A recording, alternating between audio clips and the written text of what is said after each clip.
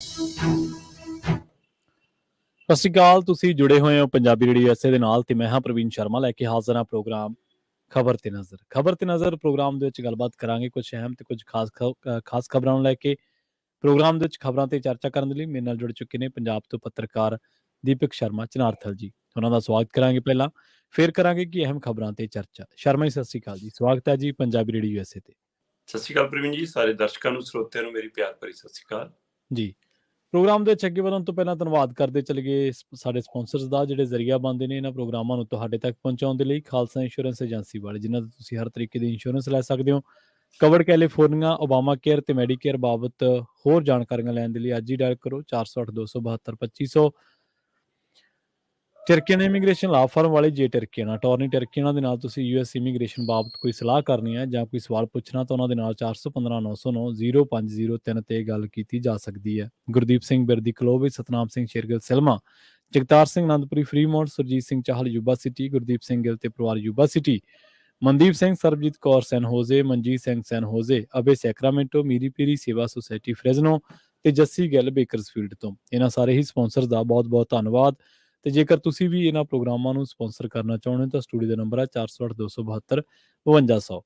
ਸ਼ਰਮਾ ਜੀ, ਖਬਰਾਂ ਦੀ ਸ਼ੁਰੂਆਤ ਕਰੀਏ BBC ਤੋਂ।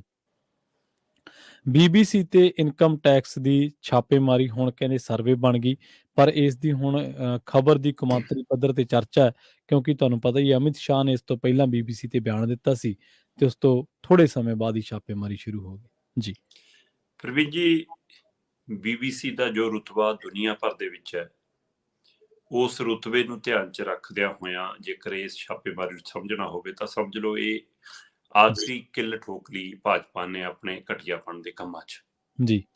ਸੋ ਅੱਜ ਦੁਨੀਆ ਭਰ 'ਚ ਜੋ ਫਜੀਅਤ, ਜੋ ਬਦਨਾਮੀ ਸਰਕਾਰ ਦੀ ਹੋ ਰਹੀ ਹੈ ਜਾਂ IT ਦੀ ਹੋ ਰਹੀ ਹੈ, ਇਨਕਮ ਟੈਕਸ ਵਿਭਾਗ ਦੀ ਹੋ ਰਹੀ ਹੈ, ਮੇਰਾ ਖਿਆਲ ਏਦਾਂ ਪਹਿਲਾਂ ਕਦੇ ਨਹੀਂ ਹੋਇਆ।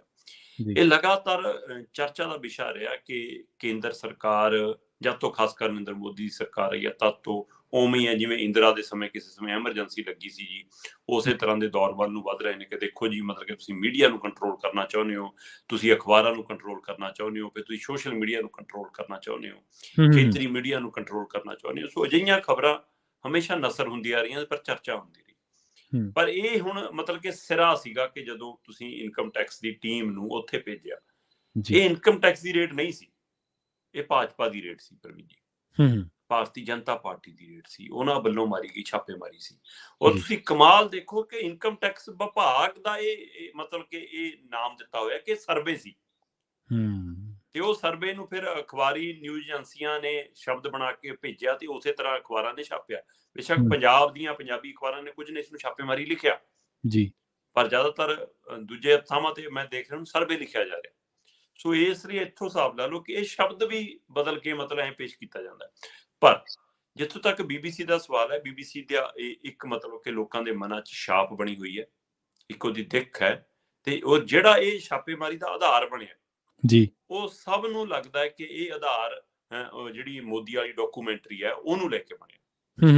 ਪਰ ਇਹ ਡਾਕੂਮੈਂਟਰੀ ਤਾਂ ਦੂਏ ਨੰਬਰ ਤੇ ਆਈ ਹੈ ਪ੍ਰਵੀਨ ਜੀ। ਉਹ ਤੋਂ ਪਹਿਲਾ ਆਧਾਰ ਕਿਸਾਨ ਅੰਦੋਲਨ ਜੀ, ਉਸ ਕਿਸਾਨ ਅੰਦੋਲਨ 'ਚ BBC ਨੇ ਜਿਹੋ ਜਿਹੀ ਭੂਮਿਕਾ ਨਿਭਾਈ ਸੀ, ਉਹ ਤੋਂ ਮੋਦੀ ਸਰਕਾਰ ਬਹੁਤ ਔਖੀ ਸੀ ਉਸ ਸਮੇਂ, ਕਿਉਂਕਿ ਉਹਨਾਂ ਨੂੰ ਲੱਗਦਾ ਸੀ ਕਿ ਉਰੇ ਵਾਲੇ ਚੈਨਲ, ਜੇ ਹਰਿਆਣੇ ਦਾ ਕੋਈ ਚੈਨਲ ਤਾਂ ਉਹਨੂੰ ਹਰਿਆਣਵੀ ਦੇਖ ਲੈਣਗੇ, ਪੰਜਾਬ ਵਾਲੇ ਚੈਨਲ ਨੇ ਉਹਨੂੰ ਪੰਜਾਬੀ ਦੇਖ ਲੈਣਗੇ, ਚਾਹੇ ਉਹ ਦੁਨੀਆ 'ਚ ਕਿਤੇ ਹੀ ਬੈਠੇ ਨੇ ਨਾ।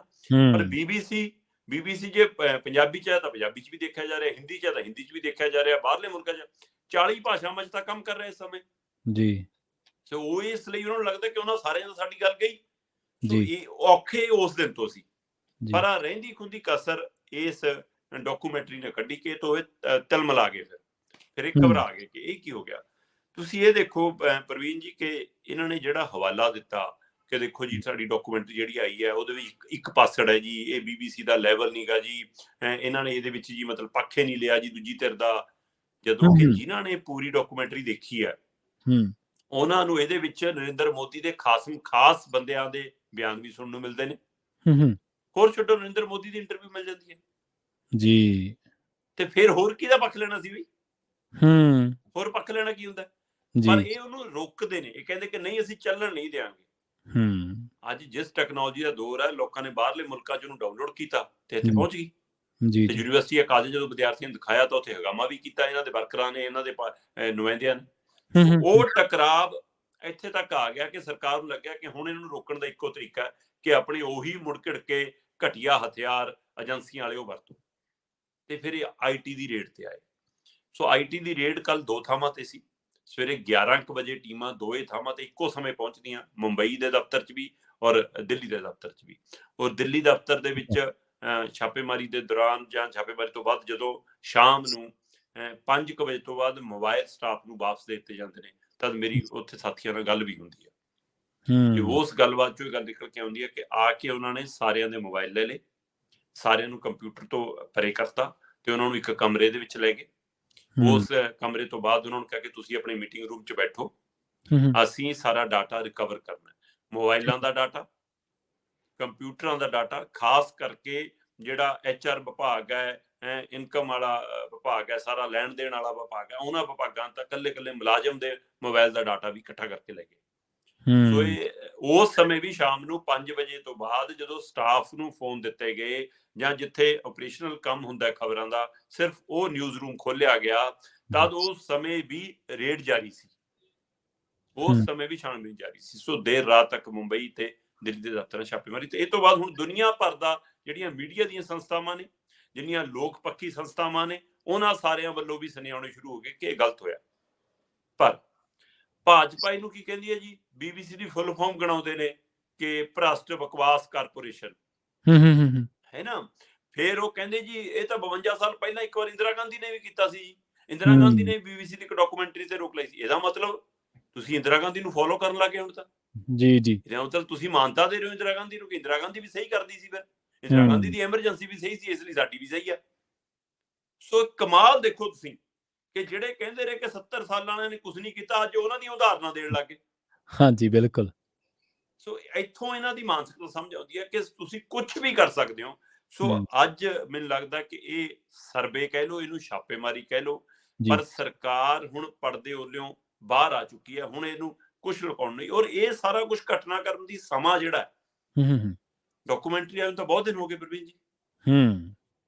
ਤੇ ਤੁਸੀਂ ਅਮਿਤ ਸ਼ਾਹ ਦੇ ਬਿਆਨ ਦੀ ਗੱਲ ਕਰਦੇ ਹੋ, ਅਮਿਤ ਸ਼ਾਹ ਦੇ ਬਿਆਨ ਦੇ ਹਵਾਲੇ ਨਾਲ ਵੀ ਜ਼ਿਕਰ ਹੈ। ਮੈਨੂੰ ਇਹਦੇ ਨਾਲ ਇੱਕ ਅਡਾਨੀ ਵਾਲਾ ਪਹਿਲੂ ਵੀ ਲੱਗਦਾ ਜੀ ਜੀ।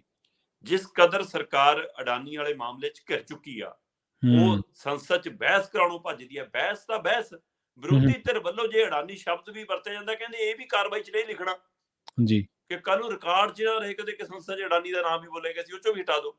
ਸੋ ਉਸ ਤੋਂ ਭੈਭੀਤ ਸਰਕਾਰ ਮੈਨੂੰ ਲੱਗਦਾ ਲੋਕਾਂ ਦਾ ਧਿਆਨ ਵਟਾਉਣ ਲਈ ਇਸ ਹਰਕਤ ਤੇ ਆਈ, ਤੇ ਉਹਨਾਂ ਨੂੰ ਇਹ ਸਮਝ ਨਹੀਂ ਆਈ ਕਿ ਉਹਦੇ ਨਾਲੋਂ ਬੜਾ ਮੁੱਦਾ ਸੀ ਗੱਲ ਪਾ ਰਹੇ। ਸੋ ਮੈਨੂੰ ਲੱਗਦਾ ਕਿ ਸਰਕਾਰ ਅਡਾਨੀ ਤਾਂ ਅਡਾਨੀ BBC ਵਾਲੇ ਮਾਮਲੇ 'ਚ ਬੁਰੀ ਤਰ੍ਹਾਂ ਘਿਰੀ ਆ, ਔਰ ਇਹ ਕਿਰਕਰੀ ਆ, ਇਹ ਸਰਕਾਰ ਦੀ ਹੋਣੀ ਮੁਲਕਾਂ ਦੇ ਵਿੱਚ ਭਾਰਤ ਦੀ। ਅਗਲੇ ਤਾਂ ਇਹੀ ਕਹਿਣਗੇ ਭਾਰਤ ਸਰਕਾਰ ਨੇ ਐਸੇ ਕੀਤਾ। ਸੋ ਉਹਦੇ ਨਾਲ ਭਾਰਤ ਦੀ ਕਿਰਕਰੀ ਕਰਾਈ ਆ। ਇਹ ਬਹੁਤ ਹਲਕਾ ਪੱਧਰ ਹੈ। ਸੋ ਇਹਦੇ ਨਾਲ ਸਾਰੇ ਮੀਡੀਆ ਅਦਾਰੇ ਮੈਨੂੰ ਲੱਗਦਾ ਹੁਣ ਚੌਕਸ ਵੀ ਹੋ ਗਏ ਨੇ। ਖਾਸ ਕਰਕੇ ਇਹ ਇੱਕ ਤਰੀਕੇ ਨਾਲ ਡਰਾਉਣ ਦੀ ਕੋਸ਼ਿਸ਼ ਆ ਸਾਡੇ ਖੇਤਰੀ ਮੀਡੀਆ ਨੂੰ, ਸਾਡੇ ਸੋਸ਼ਲ ਮੀਡੀਆ ਨੂੰ, ਛੋਟੀਆਂ ਅਖਬਾਰਾਂ ਨੂੰ, ਜਿਹੜੀਆਂ ਆਰਥਿਕ ਤੌਰ ਤੇ ਛੋਟੀਆਂ ਨੇ। ਲਿਖਤ ਦੇ ਤੌਰ ਤੇ ਕੋਈ ਛੋਟਾ ਨਹੀਂ ਹੁੰਦਾ, ਕਲਮ ਦੇ ਤੌਰ ਤੇ ਕੋਈ ਛੋਟਾ ਨਹੀਂ ਹੁੰਦਾ। ਸੋ ਆਰਥਿਕ ਤੌਰ ਤੇ ਉਹਨਾਂ ਨੂੰ ਡਰਾਉਣ ਦੀ ਕੋਸ਼ਿਸ਼ ਹੈ ਜੀ ਅਸੀਂ BBC ਨੂੰ ਹੱਥ ਪਾ ਸਕਦੇ ਹਾਂ, ਤੁਸੀਂ ਵੀ ਤਿਆਰ ਹੋ, ਸਾਡੇ ਹੱਕ 'ਚ ਭੁਗਤੋ।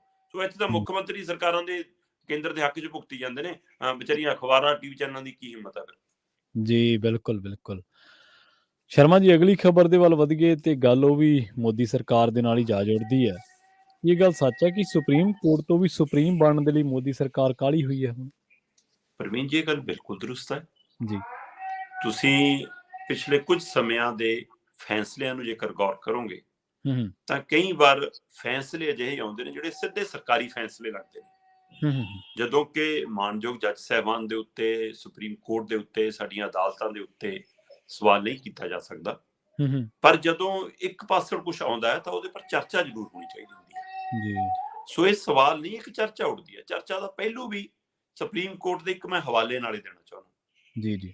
ਮਾਨਯੋਗ ਸੁਪਰੀਮ ਕੋਰਟ ਵੱਲੋਂ ਆਪਣੇ ਜੱਜਾਂ ਦੀ ਨਿਯੁਕਤੀ ਦੇ ਲਈ ਇੱਕ ਸਿਸਟਮ ਦੇ ਤਹਿਤ ਨਾਮ ਸਿਲੈਕਟ ਕਰਕੇ ਸਰਕਾਰ ਨੂੰ ਰੂਟੀਨ 'ਚ ਭੇਜੇ ਜਾਂਦੇ ਨੇ। ਸਰਕਾਰ ਨੇ ਉਹ ਨਾਮ ਪਾਸ ਕਰਕੇ ਭੇਜਣੇ ਹੁੰਦੇ ਨੇ, ਕਿਉਂਕਿ ਜੱਜ ਸਾਹਿਬਾਨਾਂ ਦੀ ਜਿਹੜਾ ਮਤਲਬ ਕਿ ਕਾਲਜੀਅਮ ਬਣਿਆ, ਉਸ ਕਾਲਜੀਅਮ ਵੱਲੋਂ ਇੱਕ ਪੈਮਾਨੇ ਦੇ ਤਹਿਤ ਨਾਮ ਚੁਣੇ ਜਾਂਦੇ ਨੇ ਕਿ ਭਾਈ ਹੁਣ ਇਹਨਾਂ ਦੀ ਵਾਰੀ ਹੈ। ਸੋ ਉਸ ਤਹਿਤ ਜਿਹੜੇ 5 ਜੱਜਾਂ ਦੇ ਨਾਮ ਸੁਪਰੀਮ ਕੋਰਟ ਦੇ ਨਿਯੁਕਤੀ ਲਈ ਕਾਲਜੀਅਮ ਵੱਲੋਂ ਭੇਜੇ ਗਏ, ਉਹਨੂੰ 25-30 ਦਿਨ ਦੱਬੀ ਰੱਖੀ ਸਰਕਾਰ ਬੈਠੀ ਰਹੀ।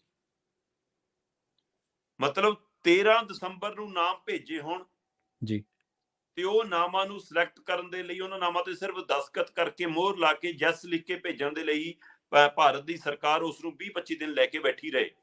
ਫਿਰ ਅੱਕ ਕੇ 2 ਜੱਜਾਂ ਦੇ ਬੈਂਚ ਨੇ, ਜਸਟਿਸ SK ਕੌਲ ਤੇ ਜਸਟਿਸ AS ਓਕਾ, ਉਹਨਾਂ ਦੇ 2 ਜੱਜਾਂ ਦੇ ਬੈਂਚ ਨੇ ਇੱਕ ਮਾਮਲੇ 'ਚ ਸੁਣਵਾਈ ਕਰਦੇ ਹੋਏ ਫਿਰ ਚੇਤਾਵਨੀ ਦਿੱਤੀ ਸਰਕਾਰ ਨੂੰ। ਠੀਕ ਹੈ। ਉਹ ਕਹਿੰਦੇ ਕਿ ਭਾਈ ਇਹ ਤੁਸੀਂ ਜੇਕਰ ਇਹੋ ਜਿਹਾ ਕੁਝ ਕਰੋਗੇ ਤਾਂ ਫਿਰ ਅਸੀਂ ਕਹਿੰਦੇ ਕਿ ਪ੍ਰਸ਼ਾਸਨਿਕ ਵੀ ਤੇ ਨਿਆਇਕ ਵੀ ਦੋਏ ਤਰ੍ਹਾਂ ਦੀ ਕਾਰਵਾਈ ਕਰ ਸਕਦੇ ਜੀ। ਤੇ ਫਿਰ ਇੰਨਾ ਕਹਿਣ ਦੀ ਦੇਰ ਸੀ, ਦੂਏ ਦਿਨ ਨਾਮ ਆ ਗਏ ਪਾਸ ਹੋ ਕੇ। ਹੁਣ ਇਹਦਾ ਮਤਲਬ ਕੀ ਆ? ਇਹ ਹਵਾਲਾ ਦੇਣ ਤੋਂ ਬਾਅਦ, ਇਹ ਧਮਕੀ ਹੋਣ ਤੋਂ ਬਾਅਦ, ਇਹ ਚੇਤਾਵਨੀ ਦੇਣ ਤੋਂ ਬਾਅਦ ਦੂਸਰੇ ਦਿਨ ਨਾਮ ਪਾਸ ਹੋ ਕੇ ਆ ਜਾਂਦੇ ਤੇ ਨਾਲ ਦੀ ਨਾਲ ਸਫਾਈ ਲਈ ਕਾਨੂੰਨ ਮੰਤਰੀ ਸਾਹਮਣੇ ਆ ਜਾਂਦੇ ਨੇ। ਕੇਂਦਰੀ ਕਾਨੂੰਨ ਮੰਤਰੀ ਰਾਜੂ ਜੀ ਸਾਹਮਣੇ ਆ ਕੇ ਕਹਿੰਦੇ ਨੇ ਕਿ ਨਹੀਂ ਨਹੀਂ ਜੀ, ਇਹੀ ਜੀ ਤਾਂ ਕੋਈ ਗੱਲ ਨਹੀਂ ਗਈ, ਸਾਡਾ ਕੋਈ ਰੋਕਣ ਦਾ ਇਰਾਦਾ ਨਹੀਂ ਸੀਗਾ, ਤੁਹਾਨੂੰ ਉਹੀ ਲੱਗਦਾ ਸਾਰਾ ਕੁਝ ਰੂਟੀਨ ਦੇ ਤਹਿਤ ਹੋਇਆ, ਅਸੀਂ ਕਿਸੇ ਦੇ ਕੰਮ 'ਚ ਦਖਲ ਨਹੀਂ ਦਿੰਦੇ, ਅਸੀਂ ਇਹ ਕਾਰਵਾਈ ਰੂਟੀਨ ਦੇ ਵਿੱਚ ਕਰਦੇ ਹਾਂ। ਉਹਨਾਂ ਨੇ ਖਾਰਜ ਕੀਤੇ ਸਾਰੇ ਜਿਹੜੇ। ਪਰ ਇਹ ਸਵਾਲ ਇਹ ਹੈ ਕਿ ਕੀ ਸੁਪਰੀਮ ਕੋਰਟ ਨੂੰ ਹੁਣ ਆਪਣੇ ਜੱਜਾਂ ਦੀ ਨਿਯੁਕਤੀ ਦੇ ਲਈ ਵੀ ਬਾਰ-ਬਾਰ ਚੇਤਾਵਨੀ ਦੇਣਾ ਪਿਆ ਕਰੂਗੀ ਸਰਕਾਰਾਂ ਨੂੰ? ਇਹਦੇ ਪਿੱਛੇ ਮਨਸ਼ਾ ਕੀ ਹੈ? ਕਹਿੰਦੇ ਮਨਸ਼ਾ ਇੱਕੋ ਹੈ ਜੀ, ਕਿ ਸੁਪਰੀਮ ਕੋਰਟ ਦੇ ਉੱਤੇ ਵੀ ਸੁਪਰੀਮ ਬਣਨਾ ਚਾਹੁੰਦੀ ਹੈ ਕੇਂਦਰ ਸਰਕਾਰ। ਉਹ ਉਹਨਾਂ ਨੂੰ ਦਿਖਾਉਣਾ ਚਾਹੁੰਦੀ ਹੈ ਕਿ ਤੁਸੀਂ ਸਾਡੇ ਹਿਸਾਬ ਨਾਲ ਚੱਲੋ, ਅਦਾਲਤ ਸਾਡੇ ਹਿਸਾਬ ਨਾਲ ਚੱਲੇ। ਉਹਦਾ ਫਿਰ ਉਹ ਟ੍ਰੇਲਰ ਦੂਏ ਪਾਸੇ ਵੀ ਦਿਖਾਉਂਦੀ ਹੈ ਨਾ, ਕਿ ਗਗੋਈ ਸਾਡੇ ਹਿਸਾਬ ਨਾਲ ਚੱਲੇ, ਅਸੀਂ ਦੇਖੋ ਕੀ ਲਾਤਾ। ਜੀ ਮਤਲਬ ਇੱਕ ਕਿਹੜਾ ਉਹ ਹੁਣੇ ਰਮੇਸ਼ ਉਹ ਜਿਹੜੇ ਜੱਜ ਨੇ ਦੂਜੇ, ਰਮੇਸ਼ ਨਹੀਂ, S ਅਬਦੁਲ ਨਜ਼ੀਰ, ਜੀ S ਅਬਦੁਲ ਨਜ਼ੀਰ ਰਿਟਾਇਰਡ ਹੁੰਦੇ ਨੇ ਤੇ ਰਿਟਾਇਰ ਹੁੰਦੇ ਹੀ ਕਹਿੰਦੇ ਚੱਕੋ ਜੀ ਉਹਦਾ।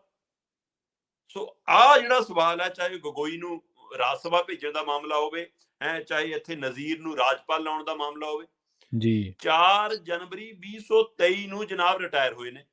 ਠੀਕ ਹੈ। 1 ਮਹੀਨੇ ਦੇ ਬਾਅਦ ਹੀ ਉਹਨਾਂ ਨੂੰ ਰਾਜਪਾਲ ਦਾ ਅਹੁਦਾ ਮਿਲ ਗਿਆ ਸੇਵਾ ਮੁਕਤੀ ਤੋਂ ਬਾਅਦ। ਤੇ ਫਿਰ ਇਹ ਤੋਹਫਾ ਨਹੀਂ ਤਾਂ ਕੀ ਹੈ? ਤੋਹਫੇ ਦੇ ਆਧਾਰ ਵੀ ਸਾਹਮਣੇ ਆਉਂਦੇ ਆ ਪ੍ਰਵੀਨ ਜੀ। ਉਹ ਆਧਾਰ ਹੈਗੇ ਸਿੱਧਾ ਸਿੱਧਾ ਕਿ ਨਜ਼ੀਰ ਸਾਹਿਬ ਹੋਰੀ ਜਿਹੜਾ ਅਯੋਧਿਆ ਬਾਬਰੀ ਮਸਜਿਦ ਅਯੋਧਿਆ ਵਾਲਾ ਮਾਮਲਾ ਹੈ, ਉਹਦੇ ਵਿੱਚ ਜੋ ਸਰਕਾਰ ਨੂੰ ਸੂਟ ਕਰਦਾ ਸੀ ਉਹੋ ਜਿਹੇ ਹੱਕ 'ਚ ਭੁਗਤੇ ਨੇ। ਠੀਕ ਹੈ। ਉਹਨਾਂ ਦਾ ਨਜ਼ਰੀਆ ਉਹੋ ਜਿਹਾ ਰਿਹਾ। ਸੋ ਹੁਣ ਚਾਹੇ ਤਾਂ ਉਹ ਰੂਟੀਨ 'ਚ ਫੈਸਲਾ ਆਇਆ, ਨਜ਼ੀਰ ਸਾਹਿਬ ਦੀ ਮਨਸ਼ਾ ਅਸੀਂ ਨਹੀਂ ਕਿਸੇ ਦੇ ਸਵਾਲ ਖੜਾ ਕਰਦੇ ਕਿ ਨਜ਼ੀਰ ਸਾਹਿਬ ਨੇ ਆਪਣੇ ਕਾਨੂੰਨੀ ਦਾਇਰੇ 'ਚ ਰਹਿ ਕੇ ਫੈਸਲਾ ਸੁਣਾਇਆ ਹੋਵੇ, ਪਰ ਸਰਕਾਰ ਨੂੰ ਉਹ ਪਸੰਦ ਆ ਗਿਆ, ਇਸ ਲਈ ਤੋਹਫੇ 'ਚ ਰਾਜਪਾਲੀ ਮਿਲ ਗਈ ਹੋਵੇ। ਜੀ ਬਿਲਕੁਲ। ਜਾਂ ਫਿਰ ਕੀ ਸਰਕਾਰਾਂ ਜੱਜਾਂ ਦੇ ਬੈਂਚ ਦੇ ਵਿੱਚੋਂ ਚੋਣ ਲੈਂਦੀਆਂ ਨੇ 1-2 ਜੱਜਾਂ ਨੂੰ ਕਿ ਸਾਡੇ ਹਿਸਾਬ ਨਾਲ ਫੈਸਲਾ ਸੁਣਾਓ, ਫਿਰ ਤੁਹਾਨੂੰ ਤੋਹਫਾ ਦੇਵਾਂਗੇ। ਕੀ ਤੋਹਫੇ ਦਾ ਆਫਰ ਹੋਣ ਲੱਗ ਗਿਆ, ਜਾਂ ਕੰਮ ਕਰਨ ਤੋਂ ਬਾਅਦ ਤੋਹਫਾ ਮਿਲਣ ਲੱਗ ਗਿਆ ਕੰਮ ਦੇਖ ਕੇ? ਸੋ ਇਹ ਗਗੋਈ ਤੋਂ ਲੈ ਕੇ ਨਜ਼ੀਰ ਤੱਕ ਇਹ ਮਾਮਲੇ ਸਾਹਮਣੇ ਆਏ। ਸੋ ਇਸ ਮੁੱਦੇ ਨੂੰ ਲੈ ਕੇ ਚਰਚਾ ਕਿ ਸਰਕਾਰ ਏਦਾਂ ਤੋਹਫੇ ਦਿੰਦੀ ਹੈ, ਪਰ ਜਿਹੜੇ ਤੋਹਫਿਆਂ ਦੀ ਉਮੀਦ ਕਰਦੇ ਸੀ ਪ੍ਰਵੀਨ ਜੀ, ਉਹ ਧਰੇ ਰਹਿ ਗਏ। ਚਾਹੇ ਉਹ ਕੈਪਟਨ ਅਮਰਿੰਦਰ ਸਿੰਘ ਹੋਣ ਤੇ ਚਾਹੇ ਉਹ ਮੁਖਤਾਰ ਅਬਾਸ ਨਕਵੀ ਹੋਣ। ਤੈਅ ਸੀਗਾ ਕਿ ਮੁਖਤਾਰ ਅਬਾਸ ਨਕਵੀ ਵੀ ਰਾਜਪਾਲ ਲੱਗ ਸਕਦੇ ਨੇ, ਤੇ ਕੈਪਟਨ ਅਮਰਿੰਦਰ ਦੇ ਹਵਾਲੇ ਨਾਲ ਤਾਂ ਬਿਲਕੁਲ ਇਹ ਤੈਅ ਸੀਗਾ। ਇੱਥੇ ਸਾਰੇ ਮੀਡੀਆ ਨੇ ਚਲਾਈ ਖਬਰਾਂ ਚੱਲ ਗਈਆਂ ਸੀ ਕਿ ਜੀ ਬਣਨਾ ਤੈਅ ਕੈਪਟਨ ਅਮਰਿੰਦਰ ਦਾ ਮਹਾਰਾਸ਼ਟਰ ਦਾ ਰਾਜਪਾਲ, ਕਿ ਉਹ ਛੋਟੇ ਸੂਬੇ ਦਾ ਨਹੀਂ ਬਣਨਾ ਚਾਹੁੰਦੇ। ਪਰ ਇਸੇ ਪ੍ਰੋਗਰਾਮ 'ਚ ਆਪਾਂ ਚਰਚਾ ਕੀਤੀ ਸੀ ਜੀ ਕਿ ਭਾਜਪਾ ਉਹਨਾਂ ਨੂੰ ਰਾਜਪਾਲ ਨਹੀਂ ਲਾਉਣਾ ਚਾਹੁੰਦੀ।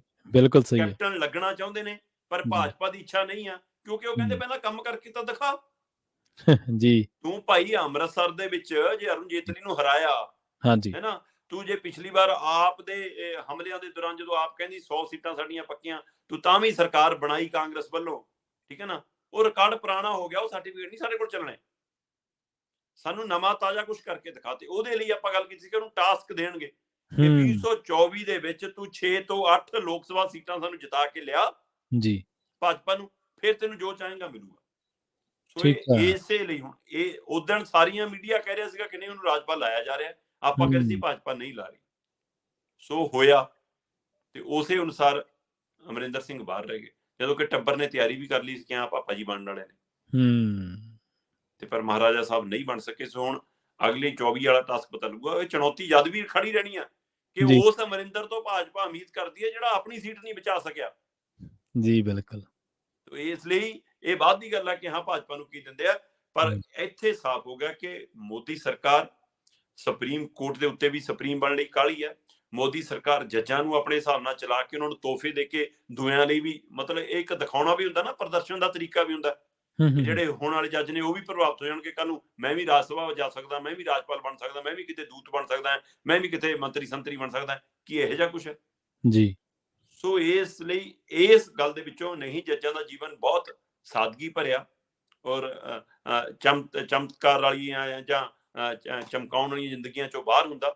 ਸੋ ਉਸ ਦੇ ਵਿੱਚ ਕਿਤੇ ਨਹੀਂ ਫਸਦੇ ਹੋ। ਪਰ ਆਹ ਜਿਹੜਾ ਦੌਰ ਭਾਜਪਾ ਨੇ ਸ਼ੁਰੂ ਕੀਤਾ, ਉਹ ਮੈਨੂੰ ਲੱਗਦਾ ਹੋਰਾਂ ਨੂੰ ਲਾਈਟਾਂ ਮਾਰ ਕੇ ਖਿੱਚਣਾ ਵੀ ਚਾਹੁੰਦੀ ਆ, ਤੇ ਆਹ ਸਾਰੀ ਚੀਜ਼ਾਂ ਨੂੰ ਪ੍ਰਭਾਵਿਤ ਕਰਕੇ ਸੁਪਰੀਮ ਕੋਰਟ ਤੇ ਵੀ ਸੁਪਰੀਮ ਬਣਨਾ ਚਾਹੁੰਦੀ ਹੈ। ਜੀ ਜੀ। ਆ ਦੇਖੋ, ਜਿਹੜੇ ਟਾਸਕ ਜਿਹੜੇ ਦਿੱਤੇ ਗਏ ਨੇ ਸ਼ਰਮਾ ਜੀ, ਉਹ ਕਦੋਂ ਕੰਪਲੀਟ ਹੁੰਦੇ ਨੇ, ਪਰ ਜਿੰਨਾ ਚਿਰ ਇਨਕੰਪਲੀਟ ਨੇ, ਜਿੰਨਾ ਚਿਰ ਪੂਰੇ ਨਹੀਂ ਹੋਏ, ਉਹਨਾਂ ਚਿਰ ਤੁਹਾਨੂੰ ਪਤਾ ਫਿਰ ਝਾਕ ਤਾਂ ਰਹਿੰਦੀ ਹੈ ਦਿੱਲੀ ਬੰਨੀ। ਮਾਨ ਸਾਹਿਬ ਰਾਜਪਾਲ ਨੂੰ ਇੱਕ ਵਾਰੀ ਫਿਰ ਕਹਿ ਰਹੇ ਨੇ, ਕਹਿੰਦੇ ਮੈਂ ਇਲੈਕਟਡ ਹਾਂ ਤੇ ਤੁਸੀਂ ਸਿਲੈਕਟਡ ਹੈ। ਬਿਲਕੁਲ ਪ੍ਰਵੀਨ ਜੀ, ਇਹ ਗੱਲ ਦਰੁਸਤ ਹੈ ਕਿ ਰਾਜਪਾਲ ਨਾਲ ਜਿਹੜਾ ਪੰਗਾ ਪਿਛਲੇ 2-3 ਦਿਨਾਂ ਤੋਂ ਜ਼ਿਆਦਾ ਵੱਧ ਗਿਆ, ਜਿਹੜਾ ਚੱਲ ਤਾਂ 10 ਮਹੀਨਾ 11 ਮਹੀਨਾ ਤੋਂ ਜਦ ਤੋਂ ਸਰਕਾਰ ਰਹੀ ਹੈ ਤਦ ਤੋਂ ਹੀ ਪੇਚਾ ਪਿਆ ਰਹਿੰਦਾ, ਚਾਹੇ ਉਹ ਸੈਸ਼ਨ ਬਣਾਉਣ ਨੂੰ ਲੈ ਕੇ ਹੋਵੇ। ਆਪਾਂ ਕੱਲ ਇਸ ਪਰ ਲੰਬੀ ਚਰਚਾ ਵੀ ਕੀਤੀ ਹੈ, ਸਾਰੇ ਪਹਿਲੂਆਂ ਦੇ ਕਿਹੜੇ ਮੁੱਦਿਆਂ ਕਰਕੇ ਬਣੀ ਹੋਈ ਹੈ ਖਿੱਚੋਤਾਣ। ਪਹਿਲੀ ਚਿੱਠੀ ਦਾ ਵੀ ਵਿਵਾਦ ਆ ਗਿਆ ਸੀਗਾ, ਫਿਰ BCA ਨੂੰ ਲੈ ਕੇ ਵੀ ਵਿਵਾਦ ਰਿਹਾ, ਫਿਰ ਚਾਹਲ ਨੂੰ ਲੈ ਕੇ ਵੀ ਵਿਵਾਦ ਰਿਹਾ, ਫਿਰ ਇੱਕ ਉਸ ਵਿਅਕਤੀ ਨੂੰ ਲੈ ਕੇ ਵਿਵਾਦ ਰਿਹਾ ਜਿਹਦੇ ਉੱਤੇ ਕਹਿੰਦੇ ਜੀ ਲੁੱਟਾਂ ਖੋਹਾਂ ਦੇ, ਕਬਜ਼ਿਆਂ ਦੇ ਕਿੰਨੇ ਦੋਸ਼ ਨੇ। ਸੋ ਕਿੰਨੇ ਹੀ ਪਹਿਲੂ ਸੀਗੇ। ਸੋ ਪਰ ਉਸ ਸਮੇਂ ਵੀ ਸਵਾਲ ਸੀਗਾ ਕਿ ਮੁੱਖ ਮੰਤਰੀ ਸਾਹਿਬ ਭਗਵੰਤ ਮਾਨ ਨੇ ਕਿਹਾ ਕਿ ਮੈਂ ਰਾਜਪਾਲ ਨੂੰ ਜਵਾਬ ਦੇ ਨਹੀਂ ਹੈ, ਤੇ ਕਹਿੰਦੇ ਕਿ ਮੈਂ ਪੰਜਾਬ ਨੂੰ ਜਵਾਬ ਦੇ, ਫਿਰ ਪੰਜਾਬ ਨੂੰ ਜਵਾਬ ਦੇ ਦਿਓ ਜੀ। ਪਰ ਜਿਹੜਾ ਸਵਾਲ ਰਾਜਪਾਲ ਨੇ ਕੀਤਾ, ਹੁਣ ਉਹੀ ਮੋੜਵਾਂ ਜਵਾਬ ਭਗਵੰਤ ਮਾਨ ਉਹਨਾਂ ਨੇ ਵੀ ਕਰਤਾ। ਰਾਜਪਾਲ ਨੇ ਹੁਣ ਕੀ ਕਿਹਾ ਕਿ ਜੀ ਤੁਸੀਂ ਜਿਹੜੇ ਸਿੰਗਾਪੁਰ ਪ੍ਰਿੰਸੀਪਲ ਭੇਜੇ ਸੀ, ਹੈਨਾ, ਉਹਨਾਂ ਦੀ ਚੋਣ ਦੀ ਪ੍ਰਕਿਰਿਆ ਕੀ ਸੀ, ਕਿਵੇਂ ਚੁਣਿਆ, ਤੇ ਇਹੀ ਹੁਣ ਭਗਵੰਤ ਮਾਨ ਕਹਿੰਦੇ ਨੇ, ਕਹਿੰਦੇ ਰਾਜਪਾਲ ਸਾਹਿਬ ਤੁਸੀਂ ਵੀ ਦੱਸ ਦਿਓ ਕਿ ਤੁਹਾਨੂੰ ਕਿਵੇਂ ਚੁਣਦੇ ਨੇ, ਤੁਹਾਡੀ ਚੋਣ ਪ੍ਰਕਿਰਿਆ ਕਿਵੇਂ, ਕਿ ਅਸੀਂ ਤਾਂ ਇਲੈਕਟ ਹੋ ਕੇ ਆਏ ਆ, ਅਸੀਂ ਤਾਂ ਲੋਕਾਂ ਨੇ ਜਿਤਾ ਕੇ ਭੇਜਿਆ, ਸਾਡੇ ਲਈ ਤਾਂ ਵੋਟਾਂ ਪਈਆਂ, ਤੇ ਤੁਹਾਨੂੰ ਕਿਵੇਂ ਚੁਣਿਆ, ਤੁਹਾਡਾ ਚੁਣਨ ਦਾ ਕਿਹੜਾ ਆਧਾਰ ਹੈ, ਸੰਵਿਧਾਨ ਦੇ ਵਿੱਚ ਕਿਤੇ ਲੱਭਦਾ ਨਹੀਂ ਇਹੋ ਜਿਹਾ ਫਾਰਮੂਲਾ, ਤੁਸੀਂ ਕਿਹਨੇ ਕਢਿਆ ਫਾਰਮੂਲਾ ਜੀ। ਸੋ ਇਸ ਨੂੰ ਆਧਾਰ ਬਣਾ ਕੇ ਉਹਨਾਂ ਨੇ ਸਿੱਧਾ ਹਮਲਾ ਕੀਤਾ, ਔਰ ਬਕਾਇਦਾ ਚਿੱਠੀ ਲਿਖ ਕੇ ਕੀਤਾ। ਹੁਣ ਪ੍ਰਵੀਨ ਜੀ, ਸੋ ਜਿਹੜੀ ਆਪਾਂ ਕੱਲ ਗੱਲ ਕਰ ਰਹੇ ਸੀ ਕਿ ਇਹ ਟਵੀਟ ਵਾਲਾ ਤਰੀਕਾ ਸਹੀ ਨਹੀਂ ਹੈ, ਚਿੱਠੀ ਲਿਖਣੀ ਚਾਹੀਦੀ ਹੈ, ਉਹ 'ਚ ਹਵਾਲੇ ਦੇ ਕੇ ਲਿਖਣੀ ਚਾਹੀਦੀ ਹੈ। ਸੋ ਕੱਲ ਚਿੱਠੀ ਲਿਖੀ ਬਕਾਇਦਾ, ਠੀਕ ਹੈ, ਪੁਰੋਹਿਤ ਹੋਰਾਂ ਨੂੰ, ਮੁੱਖ ਮੰਤਰੀ ਭਗਵੰਤ ਮਾਨ ਨੇ, ਉਹਦੇ ਵਿੱਚ ਇਹੀ ਕਿਹਾ ਕਿ ਅਸੀਂ ਇਲੈਕਟਡ ਆ ਤੇ ਤੁਸੀਂ ਸਿਲੈਕਟਡ ਹੋ, ਤੁਸੀਂ ਸਰਕਾਰਾਂ ਦੀ ਪਸੰਦ ਹੋ, ਤੇ ਤੁਸੀਂ ਸਾਡੇ ਲੋਕ ਫੈਸਲੇ ਨਹੀਂ ਕਰ ਸਕਦੇ। ਪਰ ਇਹਨੂੰ ਲੈ ਕੇ ਅਜੇ ਵੀ ਕਈ ਮਸਲੇ ਖੜੇ ਨੇ ਕਿ ਜੇਕਰ ਇਸ ਤਰ੍ਹਾਂ ਤਣੀ ਵੱਧਦੀ ਆ ਤਾਂ ਉਹਦੇ ਨਾਲ ਸੂਬੇ ਦਾ ਨੁਕਸਾਨ ਤੈਅ ਆ। ਇਸ ਨੂੰ ਬੜੇ ਠਰਮੇ ਨਾਲ ਨਿਬੇੜਨ ਦੀ ਲੋੜ ਹੈ। ਹਾਂ, ਦਖਲ ਅੰਦਾਜ਼ੀ ਆਪਾਂ ਪਹਿਲੇ ਦਿਨ ਤੋਂ ਗੱਲ ਕਰ ਰਹੇ ਹਾਂ ਕਿ ਰਾਜਪਾਲਾਂ ਦੀ ਦਖਲ ਅੰਦਾਜ਼ੀ ਲਗਾਤਾਰ ਵੱਧਦੀ ਜਾ ਰਹੀ ਹੈ, ਖਾਸ ਕਰਕੇ ਉਹਨਾਂ ਸੂਬਿਆਂ 'ਚ ਜਿੱਥੇ BJP ਦੀ ਸਰਕਾਰ ਜਾਂ BJP ਦੇ ਭਾਈਵਾਲਾਂ ਦੀ ਸਰਕਾਰ ਨਹੀਂ ਹੈ। ਬਿਲਕੁਲ। ਪਰ ਹੁਣ ਦੋ ਤਰੀਕੇ ਨੇ ਪ੍ਰਵੀਨ ਜੀ। ਇੱਕ ਤਰੀਕਾ ਤਾਂ ਹੈਗਾ ਕਿ ਭਗਵੰਤ ਮਾਨ ਹੋਰੀ ਕਹਿਣ ਕਿ ਭਾਈ ਸਾਨੂੰ ਰਾਜਪਾਲ ਚਾਹੀਦੇ ਹੀ ਨਹੀਂ, ਠੀਕ ਹੈ, ਕਿ ਅਸੀਂ ਧਰਨਾ ਲਾਉਂਦੇ ਆ, ਰਾਜਪਾਲੀ ਕਲਚਰ ਬੰਦ ਕਰੋ। ਦੇਸ਼ ਦੇ ਬਾਕੀ ਸੂਬਿਆਂ ਦੀਆਂ ਜਿਹੜੀਆਂ ਸਰਕਾਰਾਂ ਇਸ ਮੁੱਦੇ ਤੇ ਹੱਕ 'ਚ ਨੇ ਕਿ ਜਦੋਂ ਚੁਣੀ ਹੋਈ ਸਰਕਾਰ ਹੈ ਤਾਂ ਉਹ ਚਲਾਊਗੀ। ਦਿੱਲੀ ਨੂੰ ਅਰਧ ਸੂਬਾ ਬਣਾਇਆ ਤਾਂ ਪੂਰਨ ਸੂਬਾ ਹੈ ਜੀ। ਸੋ ਇਸ ਲਈ ਫਿਰ ਜਾਂ ਤਾਂ ਇਸ ਲੜਾਈ ਤੇ ਆ ਜਾਓ ਕੇਂਦਰ ਦੇ ਖਿਲਾਫ। ਉਹ ਲੜਾਈ ਰਾਜਪਾਲ ਦੇ ਖਿਲਾਫ ਨਹੀਂ ਲੜਨੀ, ਉਹ ਕੇਂਦਰ ਦੇ ਖਿਲਾਫ ਲੜਨੀ ਹੈ। ਪਰ ਕਿਹੜਾ ਕੇਂਦਰ? ਉਹ ਕੇਂਦਰ ਜਿਹਦੇ ਬਾਰੇ ਕਹਿੰਦੇ ਨੇ ਕਿ ਮੋਦੀ ਜੀ ਮੈਂ ਤੁਹਾਡੇ ਤੋਂ ਮਾਫੀ ਮੰਗਦਾ, ਤੁਸੀਂ ਪੰਜਾਬ 'ਚ ਆਏ ਸੀ ਜਦੋਂ ਕਾਂਗਰਸੀ ਸਰਕਾਰ, ਤੁਹਾਨੂੰ ਦਿੱਕਤ ਹੋ ਗਈ ਸੀ, ਉਸ ਦੇ ਖਿਲਾਫ ਮੋਰਚਾ ਖੋਲਣਗੇ ਭਗਵੰਤ ਮਾਨ। ਜਾਂ ਉਹ ਕੇਂਦਰ ਜਿਹੜੇ ਪ੍ਰਧਾਨ ਮੰਤਰੀ ਦੀਆਂ ਦਿੱਲੀ ਜਾ ਕੇ ਤਾਰੀਫਾਂ ਕਰਦੇ ਨੇ ਤੇ ਪੰਜਾਬ ਸਿੱਖ ਭਾਈਚਾਰਾ ਸੰਸਥਾਵਾਂ ਕਹਿੰਦੀਆਂ ਨੇ ਕਿ ਸਾਡੇ ਲਈ ਕੋਈ ਵੀਰਵਾਲ ਦਿਵਸ ਨਹੀਂ ਹੁੰਦਾ ਜੀ, ਸਾਡੇ ਲਈ ਉਹ ਸ਼ਹਾਦਤ ਦਾ ਦਿਨ ਹੈ, ਛੋਟੇ ਸਾਹਿਬਜ਼ਾਦਿਆਂ ਦਾ ਲਾਸ਼ਾਂ ਦੀ ਸ਼ਹਾਦਤ ਦਾ ਦਿਨ ਹੈ, ਤੇ ਤੁਸੀਂ ਉੱਥੇ ਜਾ ਕੇ ਉਹਨਾਂ ਦੀ ਸਟੇਜਾਂ ਤੋਂ ਉਸ ਦਿਨ ਸੰਬੋਧਨ ਕਰਦੇ ਹੋ। ਸੋ ਉਹ ਸਾਰਾ ਪਹਿਲੂ ਖੜਾ। ਤੇ ਹੁਣ ਕੈਪਟਨ ਅਮਰਿੰਦਰ ਨੇ ਜਦੋਂ ਡੇਰਾ ਬਾਬਾ ਨਾਨਕ ਦੀ ਸਟੇਜ ਤੇ ਖੜ ਕੇ ਜਿੱਦਣ ਲਾਂਘਾ ਖੁੱਲ ਰਿਹਾ ਸੀ ਕਰਤਾਰਪੁਰ ਸਾਹਿਬ ਵਾਲਾ, ਉਦਣ ਪਾਕਿਸਤਾਨ ਨੂੰ ਭੰਡਿਆ ਸੀ, ਉਦਣ ਉਹਦੀ ਆਲੋਚਨਾ ਹੋਈ ਸੀ ਕਿ ਤੂੰ ਭਾਈ BJP ਦੀ ਬੋਲੀ ਬੋਲ ਰਿਹਾ, ਮੋਦੀ ਦੀ ਬੋਲੀ ਬੋਲ ਰਿਹਾ, ਬਿਲਕੁਲ ਹੋਈ ਸੀ। ਤੇ ਹੁਣ ਭਗਵੰਤ ਮਾਨ ਜਦੋਂ ਸਵਾਲ ਆਉਂਦਾ ਕਿ ਪਾਕਿਸਤਾਨ ਦੀ ਜੋ ਹਾਲਤ ਹੋ ਰਹੀ ਹੈ ਉੱਥੇ ਆਟੇ ਨੂੰ ਲੈ ਕੇ, ਦੁੱਧ ਨੂੰ ਲੈ ਕੇ, ਪੈਟਰੋਲ ਨੂੰ ਲੈ ਕੇ, ਖਾਣ ਵਾਲੀ ਚੀਜ਼ਾਂ ਨੂੰ ਲੈ ਕੇ, ਤੇ ਜੇ ਲਾਂਘਾ ਖੁੱਲ ਜਵੇ, ਬਾਰਡਰ ਖੁੱਲ ਜਵੇ ਤਾਂ ਪੰਜਾਬ ਦੇ ਕਿਸਾਨਾਂ ਦਾ ਵੀ ਭਲਾ ਹੋ ਸਕਦਾ ਤੇ ਸਾਡਾ ਗਵਾਂਢੀ ਮੁਲਕ, ਚਾਹੇ ਉਹ ਸਾਂਝਾ ਪੰਜਾਬ ਹੈ ਚਾਹੇ ਬਾਕੀ ਪਾਕਿਸਤਾਨ ਹੈ, ਕਿ ਦੁਸ਼ਮਣ ਨਾਲ ਦੁਸ਼ਮਣੀ ਰਹੀ, ਪਰ ਜਦੋਂ ਜਿਉਣ ਮਾਰਨ ਦਾ ਸਵਾਲ ਆਵੇ ਤਾਂ ਸਾਥ ਦੇਣਾ ਚਾਹੀਦਾ। ਜਦੋਂ ਇਹ ਤਰ੍ਹਾਂ ਸਵਾਲ ਕਰਦੀਆਂ ਨੇ ਤੇ ਉਹ ਭਗਵੰਤ ਮਾਨ ਨੇ ਜਿਹੜੇ ਲਾਂਘਾ ਖੁੱਲ੍ਹਣ ਦੀ ਮੰਗ ਕਰਦੇ ਰਹੇ ਨੇ, ਬਿਲਕੁਲ ਕਰਦੇ ਰਹੇ, ਜਿਹੜੇ ਕਹਿੰਦੇ ਸੀ ਇਹ ਲਾਂਘਾ ਖੁੱਲਣਾ ਚਾਹੀਦਾ, ਵਪਾਰ ਇੱਥੋਂ ਹੋਣਾ ਚਾਹੀਦਾ, ਉੱਥੋਂ ਪੋਰਟ ਰਾਹੀਂ ਕਿਉਂ ਉਡਾਨੀਆਂ ਦੀ ਪੋਰਟ ਰਾਹੀਂ ਹੁੰਦਾ, ਤੇ ਉਹੀ ਭਗਵੰਤ ਮਾਨ ਹੁਣ ਕਹਿੰਦੇ ਨਾ ਨਾ ਨਾ ਪਾਕਿਸਤਾਨ ਨਾਲ ਕੋਈ ਸਾਂਝ ਨਹੀਂ, ਉਹ ਤਾਂ ਚਿੱਟਾ ਭੇਜਦਾ ਹੈ, ਉਹ ਡਰੋਨ ਭੇਜਦਾ। ਇਹੀ ਗੱਲ ਤਾਂ ਕੈਪਟਨ ਕਹਿੰਦਾ ਸੀ ਫਿਰ। ਸੋ ਇਹ ਕਿਹਦੀ ਬੋਲੀ ਹੈ? ਇਹ ਕੇਂਦਰ ਦੀ ਬੋਲੀ ਹੈ। ਇਹਦਾ ਮਤਲਬ ਭਗਵੰਤ ਮਾਨ ਹੋਰੀ ਬੀਜੇਪੀ ਦੇ ਖਿਲਾਫ, ਕੇਂਦਰ ਸਰਕਾਰ ਦੇ ਖਿਲਾਫ, ਜਿਹੜੀ ਤੁਹਾਡੇ ਫੰਡ ਨਹੀਂ ਜਾਰੀ ਕਰਦੀ, ਪਿੰਡੂ ਵਿਕਾਸ ਫੰਡ ਰੋਕੀ ਬੈਠੀ ਹੈ, ਤੁਹਾਨੂੰ ਲੋਨ ਸ਼ਰਤਾਂ ਦੇ ਆਧਾਰ ਤੇ ਦੇਣ ਲੱਗੀ, ਤੁਹਾਨੂੰ ਆਪਣੇ ਤਰੀਕੇ ਨਾਲ ਨਚਾਉਣ ਲੱਗੀ, ਤੁਸੀਂ ਉਹਦੇ ਖਿਲਾਫ ਮੋਰਚਾ ਖੋਲਣ ਦੇ ਬਜਾਏ ਕੱਲੇ ਰਾਜਪਾਲ ਨਾਲ ਲੜ ਕੇ ਦਿਖਾ ਰਹੇ ਹੋ ਕਿ ਦੇਖੋ ਜੀ ਮੈਂ ਤਾਂ ਬਹੁਤ ਆਡਾ ਲੈਣਾ। ਸੋ ਇੱਥੇ ਵੀ ਇੱਕ ਪਹਿਲੂ ਸਮਝ ਆਉਂਦਾ ਕਿ ਤੁਸੀਂ ਬੀਜੇਪੀ ਦੇ ਖਿਲਾਫ ਡਟਣ ਦੀ ਬਜਾਏ, ਕੇਂਦਰ ਸਰਕਾਰ ਦੀਆਂ ਨੀਤੀਆਂ ਦਾ ਵਿਰੋਧ ਕਰਨ ਦੀ ਬਜਾਏ, ਉਹਨਾਂ ਦੇ ਇੱਕ ਪਾਸੇ ਤੁਗਲਕੀ ਫਰਮਾਨਾਂ ਦਾ ਵਿਰੋਧ ਕਰਨ ਦੀ ਬਜਾਏ ਤੁਸੀਂ ਇੱਥੇ ਦਿਖਾ ਰਹੇ ਹੋ ਕਿ ਮੈਂ ਚੰਡੀਗੜ੍ਹ 'ਚ ਲੜੂੰਗਾ ਜੀ, ਮੈਂ ਨਹੀਂ ਦਿੱਲੀ ਕੰਨੀ ਨੂੰ ਜਾਂਦਾ, ਮੈਂ ਸ਼ੰਭੂ ਬਾਰਡਰ ਤੱਕ ਉਰਾ ਹੀ ਰਹੂੰਗਾ, ਮੈਂ ਸਿੰਘੂ ਟਿੱਕਰੀ ਨਹੀਂ ਆਉਂਦਾ, ਜੰਤਰ ਮੰਤਰ ਤਾਂ ਦੂਰ ਦੀ ਗੱਲ ਆ। ਸੋ ਇਸ ਲਈ ਇੱਥੋਂ ਸਮਝ ਆਉਂਦਾ ਕਿ ਭਗਵੰਤ ਮਾਨ ਸੇਫ ਗੇਮ ਖੇਡ ਕੇ ਆਪਣੇ ਵਰਕਰਾਂ ਨੂੰ ਸੁਨੇਹਾ ਦੇਣ ਦੀ ਕੋਸ਼ਿਸ਼ ਕਰਦੇ ਕਿ ਦੇਖੋ ਵੀ ਮੈਂ ਤਾਂ ਖੁੱਲਾ ਚਿੱਟਾ ਆ ਗਿਆ। ਤੇ ਫਿਰ ਪੰਜਾਬ ਕਹਿੰਦਾ ਜੇ ਖੁੱਲਾ ਚਿੱਟਾ ਹੋਣਾ ਫਿਰ ਦਿੱਲੀ ਖਿਲਾਫ ਡਟ, ਚਾਹੇ ਉਹ ਦਿੱਲੀ ਕੇਜਰੀਵਾਲ ਹੋਵੇ, ਚਾਹੇ ਰਾਘਵ ਚੱਡਾ ਹੋਵੇ, ਚਾਹੇ ਨਵਲ ਅਗਰਵਾਲ ਹੋਵੇ, ਤੇ ਚਾਹੇ ਮੋਦੀ ਹੋਵੇ, ਤੇ ਚਾਹੇ ਅਮਿਤ ਸ਼ਾਹ, ਡਟੋ ਨਾ ਫਿਰ। ਬਿਲਕੁਲ ਸਹੀ ਹੈ। ਅਗਲੀ ਖਬਰ ਦੇ ਵੱਲ ਵਧੀਏ ਸ਼ਰਮਾ ਜੀ, ਤੇ ਆਪਾਂ ਗੱਲ ਕਰੀਏ ਇਸੇ ਤਰ੍ਹਾਂ ਇੱਕ ਹੋਰ ਅਹਿਮ ਮਸਲੇ ਦੀ। ਸਰਕਾਰ ਲਾਊਗੀ ਨੰਬਰ ਪਲੇਟਾਂ ਤੇ ਜੇਬ ਕੱਟੀ ਜਾਊਗੀ ਲੋਕਾਂ ਦੀ, ਇਹ ਕੀ ਗੱਲ ਸ਼ਰਮਾ ਜੀ ਸਮਝ ਨਹੀਂ ਆਈ। ਪ੍ਰਵੀਨ ਜੀ, ਪੰਜਾਬ ਦੇ ਪਿੰਡਾਂ ਦੇ ਵਿੱਚ ਜੀ ਕਦੇ ਸਿਹਤ ਵਿਭਾਗ ਵੱਲੋਂ, ਕਦੇ ਸਾਡੇ ਵੋਟਰ ਸੂਚੀ ਜਿਵੇਂ ਚੋਣ ਕਮਿਸ਼ਨ ਵੱਲੋਂ ਮਕਾਨਾਂ ਦੇ ਨੰਬਰਾਂ ਦੇ ਉੱਤੇ, ਮਕਾਨਾਂ ਦੇ ਦਰਵਾਜ਼ਿਆਂ ਦੇ ਉੱਤੇ ਛੋਟੇ ਛੋਟੀਆਂ ਨਾ ਸਿਲਵਰ ਜੇ ਦੀਆਂ ਜਾਂ ਕੋਈ ਹੋਰ ਲੋਹੇ ਦੀਆਂ ਉਹ ਨੰਬਰ ਪਲੇਟਾਂ ਲੱਗ ਜਾਂਦੀਆਂ ਨੇ ਕਿ ਜੀ ਆਹ ਮਕਾਨ ਦਾ ਨੰਬਰ। ਉਹ ਕਿੰਨੀ ਕੁ ਵਾਰ, ਕਈ ਵਾਰ 2-2 3-3 ਵੀ ਲੱਗੀਆਂ ਹੁੰਦੀਆਂ ਨਾ। ਉਹ ਖਾਨਾ ਪੂਰਤੀ ਹੈ ਕਿ ਪਿੰਡ ਦੇ ਵਿੱਚ ਨੰਬਰ ਪਲੇਟ ਨਾਲ ਤਾਂ ਨਹੀਂ ਮਕਾਨ ਲੱਭਦੇ, ਪਿੰਡ 'ਚ ਤਾਂ ਫਿਰ ਨਾਮ ਨਾਲ, ਅੱਲ ਨਾਲ, ਹੈ ਨਾ, ਇਸ ਤਰੀਕੇ ਨਾਲ ਲੱਭਦੇ ਨੇ, ਹੈ ਨਾ। ਉੱਥੇ ਤਾਂ ਇਹੀ ਤਰੀਕਾ। ਪਰ ਫਿਰ ਵੀ ਪੰਜਾਬ ਦੇ ਵਿੱਚ ਵੀ ਜੇਕਰ ਆਪਾਂ ਗੱਲ ਕਰੀਏ ਤਾਂ ਪੰਜਾਬ ਦੀ ਵੋਟਰ ਸੂਚੀ ਦੇ ਅਨੁਸਾਰ ਮਕਾਨਾਂ ਦੀ ਨਿਸ਼ਾਨਦੇਹੀ ਤੈਅ ਆ ਕਿ ਭਾਈ ਆ ਫਲਾਣੇ ਪਰਿਵਾਰ ਦਾ ਇਹ ਲਾਣੇਦਾਰ ਹੈ, ਇਹ ਮੁਖੀਆ, ਤੇ ਉਹਦੇ ਪਰਿਵਾਰ ਦੇ ਇੰਨੇ ਮੈਂਬਰ ਨੇ। ਸੋ ਅੱਗੇ ਰਾਸ਼ਨ ਕਾਰਡ ਉਹਦਾ ਆਧਾਰ ਰਹੇ ਨੇ। ਹੁਣ ਕਹਿੰਦੇ ਜੀ ਪਿੰਡਾਂ ਦੇ ਵਿੱਚ ਕੱਲੇ ਕੱਲੇ ਘਰ ਤੇ ਸਰਕਾਰ ਨੰਬਰ ਪਲੇਟ ਲਾਉਣ ਦੀ ਯੋਜਨਾ ਬਣਾ ਰਹੀ ਹੈ। ਲਓ ਜੀ ਅਸੀਂ ਪਿੰਡਾਂ ਨੂੰ ਵੀ ਸ਼ਹਿਰ ਬਣਾ ਦੇਣਾ ਨਾ। ਮਤਲਬ ਕਿ ਆਪਾਂ ਲੋਕ ਪ੍ਰਵੀਨ ਜੀ ਪਿੰਡਾਂ 'ਚ ਰਹੀਏ ਜਾਂ ਪੰਜਾਬ ਦੇ ਛੋਟੇ ਸ਼ਹਿਰਾਂ 'ਚ ਰਹੀਏ, ਉੱਥੇ ਸਾਡੀ ਪਹਿਚਾਣ ਸਾਡੇ ਕੰਮ ਨਾਲ, ਸਾਡੇ ਵਿਵਹਾਰ ਨਾਲ, ਹੈ ਨਾ, ਸਾਡੇ ਨਾਮ ਨਾਲ, ਸਾਡੇ ਜਵਾਕਾਂ ਦੇ ਨਾਮ ਨਾਲ, ਸਾਡੀਆਂ ਬੀਬੀਆਂ ਭੈਣਾਂ ਦੇ ਨਾਮਾਂ ਨਾਲ, ਉਸ ਤਰੀਕਿਆਂ ਨਾਲ ਪਹਿਚਾਣ। ਪਰ ਇਹ ਪੱਥਰਾਂ ਦੇ ਸ਼ਹਿਰਾਂ 'ਚ ਹੁੰਦਾ ਹੈ, ਇਹ ਚੰਡੀਗੜ੍ਹ ਵਰਗੇ ਸ਼ਹਿਰ 'ਚ ਹੁੰਦਾ ਕਿ ਲੋਕਾਂ ਦੀ ਆਪਣੀ ਪਹਿਚਾਣ ਨਹੀਂ ਹੁੰਦੀ, ਮਕਾਨ ਦੀ ਉਹ ਪਹਿਚਾਣ ਹੁੰਦੀ ਹੈ। ਇਹ ਇੰਨੇ ਨੰਬਰ ਵਾਲੀ ਹੈ, ਇਹ ਇੰਨੇ ਨੰਬਰ ਵਾਲਾ ਹੈ। ਸੋ ਇਹ ਪਹਿਚਾਣ ਉੱਥੇ ਹੈ। ਪਰ ਕੀ ਤੁਸੀਂ ਹੁਣ ਪੰਜਾਬ ਨੂੰ ਇਹੋ ਜਿਹੀ ਪਹਿਚਾਣ ਦੇਣਾ ਚਾਹੁੰਦੇ ਜਾਂ ਫਿਰ ਇਹਦੇ ਪਿੱਛੇ ਸਿਰਫ ਨੋਟ ਇਕੱਠੇ ਕਰਨ ਦੀ ਖੇਡ ਹੈ? ਜੀ ਪ੍ਰਵੀਨ ਜੀ, ਪੰਜਾਬ ਦੇ ਪੇਂਡੂ ਵਿਕਾਸ ਵਿਭਾਗ ਵੱਲੋਂ ਬਲਾਕ ਪੱਧਰ ਦੇ ਅਧਿਕਾਰੀਆਂ ਤੋਂ ਇੱਕ ਚਿੱਠੀਆਂ ਜਾਰੀ ਕਰਾ ਕੇ ਬਾਹਰਲੀ ਏਜੰਸੀ, ਸੂਬੇ ਤੋਂ ਬਾਹਰਲੇ ਠੇਕੇਦਾਰ ਲਿਆ ਕੇ, ਜਿਹੜੀ ਗੱਲ ਲਗਾਤਾਰ ਹਰ ਵਿਭਾਗ 'ਚ ਚੱਲ ਰਹੀ ਹੈ ਕਿ ਦਿੱਲੀ ਤੋਂ ਲਿਆ ਕੇ ਬੰਦੇ ਬਿਠਾ ਲਏ, ਬਾਹਰੀ ਸੂਬੇ ਤੋਂ ਬਿਠਾ ਲਏ ਲਿਆ ਕੇ, ਹੈ ਨਾ। ਉਹ ਪਿਛਲੇ ਦਿਨੀ ਉਹ ਵੀ ਤੱਥ ਆ ਗਏ ਸੀ ਕਿ ਬੰਗਲੁਰੂ ਦੀ ਕੰਪਨੀ। ਸੋ ਇਹ ਸਾਰੇ ਜਿਹੜੇ ਪਹਿਲੂ ਸਾਹਮਣੇ ਆ ਰਹੇ ਨੇ, ਉਸੇ ਤਰ੍ਹਾਂ ਇੱਥੇ ਵੀ ਇੱਕ ਇਹ ਪਹਿਲੂ ਸਾਹਮਣੇ ਆਇਆ ਕਿ ਭਾਈ ਪੇਂਡੂ ਵਿਕਾਸ ਵਿਭਾਗ ਵੱਲੋਂ ਇੱਕ ਚਿੱਠੀ ਜਾਰੀ ਕੀਤੀ ਗਈ।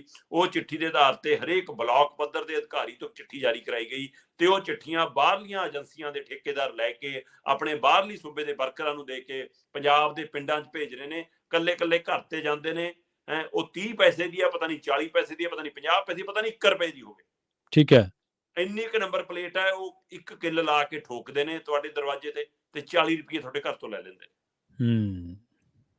ਤੇ ਸਰਪੰਚਾਂ ਨੂੰ ਕਹਿੰਦੇ ਜੀ ਆਹ ਦੇਖੋ ਬਲਾਕ ਅਫਸਰ ਦੀ ਚਿੱਠੀ ਹੈ, ਤੁਸੀਂ ਨਾ ਘੁਸਕਿਓ, ਸਾਹਿਬ ਦੀ ਚਿੱਠੀ ਭੇਜੀ ਆ, ਸਾਨੂੰ ਸਰਕਾਰੀ ਆਰਡਰ ਹੈ ਜੀ। ਸੋ ਕੀ ਸਰਕਾਰ ਦਾ ਕੰਮ ਹੁਣ ਪਿੰਡਾਂ ਦੇ ਵਿੱਚ ਮਕਾਨ ਨੰਬਰ ਦੀਆਂ ਪਲੇਟਾਂ ਵੇਚਣ ਦਾ? ਕੀ ਇਹ ਸਰਕਾਰੀ ਕੰਮ ਨੇ ਜੀ? ਓਏ ਆ ਕਿਹਨੇ ਮੰਗਿਆ, ਕਿਹਨੇ ਪੁੱਛਿਆ? ਜਿਹੜੇ ਕੰਮ ਕਰਨ ਵਾਲੇ ਨੇ ਕਰੋ। ਪਿੰਡਾਂ ਦੇ ਤੁਸੀਂ ਵਿਕਾਸ ਲਈ ਗ੍ਰਾਂਟ ਤੱਕ ਦਿੰਦੇ ਨਹੀਂ, ਤੁਸੀਂ ਪਿੰਡਾਂ ਤੋਂ ਵਸੂਲੀ ਵਾਲੇ ਧੰਦੇ ਸ਼ੁਰੂ ਕਰ ਲਏ। ਪੰਚਾਇਤਾਂ ਨੂੰ ਤੁਸੀਂ ਕਹਿੰਦੇ ਹੋ ਅਸੀਂ ਪੁੱਛਣਾ, ਮੈਂ ਕਹਿੰਦਾ ਪੁੱਛੋ, ਪਰ ਪੰਚਾਇਤ ਕੱਲੀ ਘਪਲਾ ਨਹੀਂ ਕਰਦੀ, ਉਹਦੇ ਨਾਲ ਕੌਣ ਕੌਣ ਘਪਲਾ ਕਰਦਾ ਉਹ ਸਾਰੇ ਤੱਕ ਜਾਓ। ਗੱਲਾਂ ਤਾਂ ਪਿਛਲੀ ਵਾਰ ਮੰਤਰੀਆਂ ਦੀਆਂ ਹੁੰਦੀਆਂ ਸੀ ਕਿ ਹਾਂ ਪਿਛਲੀਆਂ ਸਰਕਾਰਾਂ ਦੇ ਮੰਤਰੀਆਂ ਨੇ ਖਾ ਲਿਆ, ਪਿਛਲੀਆਂ ਸਰਕਾਰਾਂ ਨੇ ਖਾ ਲਿਆ। ਤੁਸੀਂ ਆ ਗਏ ਪਿੰਡ ਪੱਧਰ ਤੇ ਹੁਣ ਵਸੂਲੋਂ ਵੀ ਪਿੰਡ ਤੋਂ। ਪਹਿਲੀਆਂ ਸਰਕਾਰਾਂ ਪ੍ਰਵੀਨ ਜੀ ਪਿੰਡਾਂ ਨੂੰ ਗ੍ਰਾਂਟ ਦੇਣ ਦੀ ਬਜਾਏ ਉੱਥੋਂ 20%, ਫਿਰ 22%, ਫਿਰ 25% ਤੇ ਹੁਣ 30% ਪਿੰਡ ਦੀ ਜਿਹੜੀ ਸ਼ਾਮਲਾਟ ਜ਼ਮੀਨ ਚੋਂ ਆਮਦਨ ਹੈ ਉਹ ਸਰਕਾਰਾਂ ਲੈ ਕੇ ਜਾਂਦੀਆਂ। ਹਾਂਜੀ ਬਿਲਕੁਲ ਇਦਾਂ ਹੀ। ਤੇ ਉਹ ਚੋਂ ਕਹਿੰਦੀਆਂ ਨੇ ਕਿ ਅਸੀਂ ਪੰਚਾਇਤਾਂ ਨੂੰ ਤਨਖਾਹ ਦੇਣੀ ਆ, ਪੰਚਾਇਤ ਵਿਭਾਗ ਨੂੰ ਤਨਖਾਹ ਦੇਣੀ ਆ, ਤੇ ਪੰਚਾਇਤ ਸੈਕਟਰੀ ਕਹਿੰਦੇ ਸਾਨੂੰ 6-6 ਮਹੀਨੇ 8-8 ਮਹੀਨੇ ਤਨਖਾਹ ਨਹੀਂ ਮਿਲਦੀ। ਤੂੰ ਇੰਨੇ ਮਹੀਨੇ ਵਿਆਜ ਕੌਣ ਖਾਂਦਾ ਪੈਸੇ ਦਾ ਜੀ? ਤੇ ਦੂਏ ਪਾਸੇ ਜੇ ਪੰਚਾਇਤ ਵਿਭਾਗ ਵੀ ਬਾਕੀ ਵਿਭਾਗਾਂ ਮੰਗਾ ਤਾਂ ਸਰਕਾਰ ਦਵੇ ਪੈਸਾ ਜੀ, ਸਰਕਾਰ ਆਪਣੇ ਬਜਟ ਚੋਂ ਦਵੇ ਤਨਖਾਹ। ਪਿੰਡਾਂ ਦੇ ਪੈਸੇ ਖੋਣ ਦਾ ਕੀ ਹੱਕ? ਪਰ ਆਹ ਤਾਂ ਖੋਂਦੇ ਹੀ ਖੋਂਦੇ ਸੀਆਂ ਪਹਿਲੀਆਂ ਸਰਕਾਰਾਂ। ਨਵੀਂ ਸਰਕਾਰ ਵੀ ਉਸੇ ਰਾਹ 'ਚ ਆ ਗਈ। ਹੁਣ ਕਹਿੰਦੇ ਪਿੰਡਾਂ ਦੇ ਮਕਾਨਾਂ ਦੇ ਉੱਤੇ ਨੰਬਰ ਪਲੇਟ ਲਾਉਣ ਦੇ ਅਸੀਂ ਪੈਸੇ ਵਸੂਲਣੇ। ਉਹ ਵਸੂਲਣੇ ਕਿੰਨੇ ਆ? 1 ਰੁਪਈਏ, 2 ਰੁਪਈਏ, 25 ਪੈਸੇ, 50 ਪੈਸੇ ਵਾਲੀ ਉਹ ਪਲੇਟ ਦੇ 40 ਰੁਪਈਏ ਵਸੂਲਣੇ ਆ। ਪੰਜਾਬ ਦੇ ਵਿੱਚ ਇਸ ਮੌਕੇ ਜੇ ਮੈਂ ਔਸਤ ਇੱਕ ਪਿੰਡ 'ਚ 200 ਘਰ ਵੀ ਮੰਨ ਲਵਾਂ ਜੀ, ਤਾਂ 200 ਗੁਣਾ 40 ਕਰ ਲਓ। ਠੀਕ ਹੈ। ਸਿੱਧਾ ਜਿਹਾ ਹਿਸਾਬ ਲਾ ਲਓ ਕਿ ਹੈ ਨਾ, ਮਤਲਬ ਕਿ ਜੇ 200 ਘਰ ਨੇ 40 ਰੁਪਈਏ ਵਸੂਲੇ ਤਾਂ 8-10 ਹਜ਼ਾਰ ਤਾਂ ਇੱਕ ਪਿੰਡ 'ਚੋਂ ਇਕੱਠਾ ਕਰ ਲਿਆ। ਤੇ ਜੇ 8-10 ਹਜ਼ਾਰ ਔਸਤ ਇੱਕ ਪਿੰਡ 'ਚੋਂ ਇਕੱਠਾ ਹੋਈ ਜਾਂਦਾ ਔਰ ਹਰੇਕ ਬਲਾਕ ਦੇ ਵਿੱਚ ਸਾਡੇ 200 ਪਿੰਡ ਹੋਣ ਤਾਂ ਹਿਸਾਬ ਲਾ ਲਓ ਕਿੱਥੇ ਗਿਆ ਪੈਸਾ। 16 ਲੱਖ ਰੁਪਈਆ ਜੇ 8000 ਦੇ ਹਿਸਾਬ ਨਾਲ ਵੀ ਲਾਓ ਤਾਂ ਵੀ 16 ਲੱਖ ਰੁਪਈਆ ਹਰ ਬਲਾਕ 'ਚੋਂ ਇਕੱਠਾ ਕਰ ਲਿਆ ਜੀ। ਤੇ ਇਹ 10 ਤੋਂ 12 ਕਰੋੜ ਰੁਪਈਆ ਪੰਜਾਬ 'ਚੋਂ ਇਕੱਠਾ ਕਰਕੇ ਲੈ ਜਾਣਗੇ। 12000 ਪਿੰਡ ਨੇ, 12000 ਤੋਂ ਵੱਧ ਪਿੰਡ ਨੇ, 12 ਕਰੋੜ ਤੋਂ ਵੱਧ ਇਕੱਠਾ। ਸੋ ਆਹ ਕੀ ਖੇਡ ਹੈ? ਨੰਬਰ ਪਲੇਟਾਂ ਵੇਚਣ ਦਾ ਧੰਦਾ ਕਰਨ ਲਈ ਪੰਜਾਬ ਦੇ ਲੋਕਾਂ ਨੇ ਸਰਕਾਰ ਨਹੀਂ ਚੁਣੀ ਸੀ ਕਿ ਤੁਸੀਂ ਪਿੰਡ ਦੇ ਲੋਕਾਂ ਨੂੰ ਠੱਗੀ ਲਾਓ। 1 ਰੁਪਈਏ ਵਾਲੀ ਚੀਜ਼ ਮਤਲਬ ਕਿ ਤੁਸੀਂ ਇੰਨੇ ਗੁਣਾ ਵਧਾ ਕੇ ਉਹਨਾਂ ਨੂੰ 40 ਰੁਪਏ ਦੀ ਵੇਚੋ। ਤੇ ਜੇ ਲਾਉਣੇ ਨੰਬਰ ਪਲੇਟ ਤੁਹਾਡੀ ਜ਼ਿੰਮੇਵਾਰੀ ਹੈ, ਲਾਓ। ਬਿਲਕੁਲ ਸਰਕਾਰ ਟੈਕਸ ਲੈਂਦੀ ਆ, ਸਾਰਾ ਕੁਝ ਵਸੂਲਦੀ ਆ, ਤੇ ਫਿਰ ਆ ਕਿਉਂ? ਸੋ ਇਸ ਲਈ ਕਿਤੇ ਨਾ ਕਿਤੇ ਇਹ ਇੱਕ ਕਾਰੋਬਾਰ ਉਹ ਬਾਹਰਲੀਆਂ ਏਜੰਸੀਆਂ ਨੂੰ, ਦਿੱਲੀ ਵਾਲੇ ਆਪਣੇ ਚਹੇਤਿਆਂ ਨੂੰ ਕੰਮ ਦਿਵਾਉਣ ਦੇ ਫਾਰਮੂਲੇ ਨਵੇਂ ਲੱਭਦੇ ਨੇ। ਉਸੇ ਤਹਿਤ ਇਹ ਧੰਦਾ ਚਾਲੂ ਹੈ ਪੰਜਾਬ 'ਚ ਜੀ।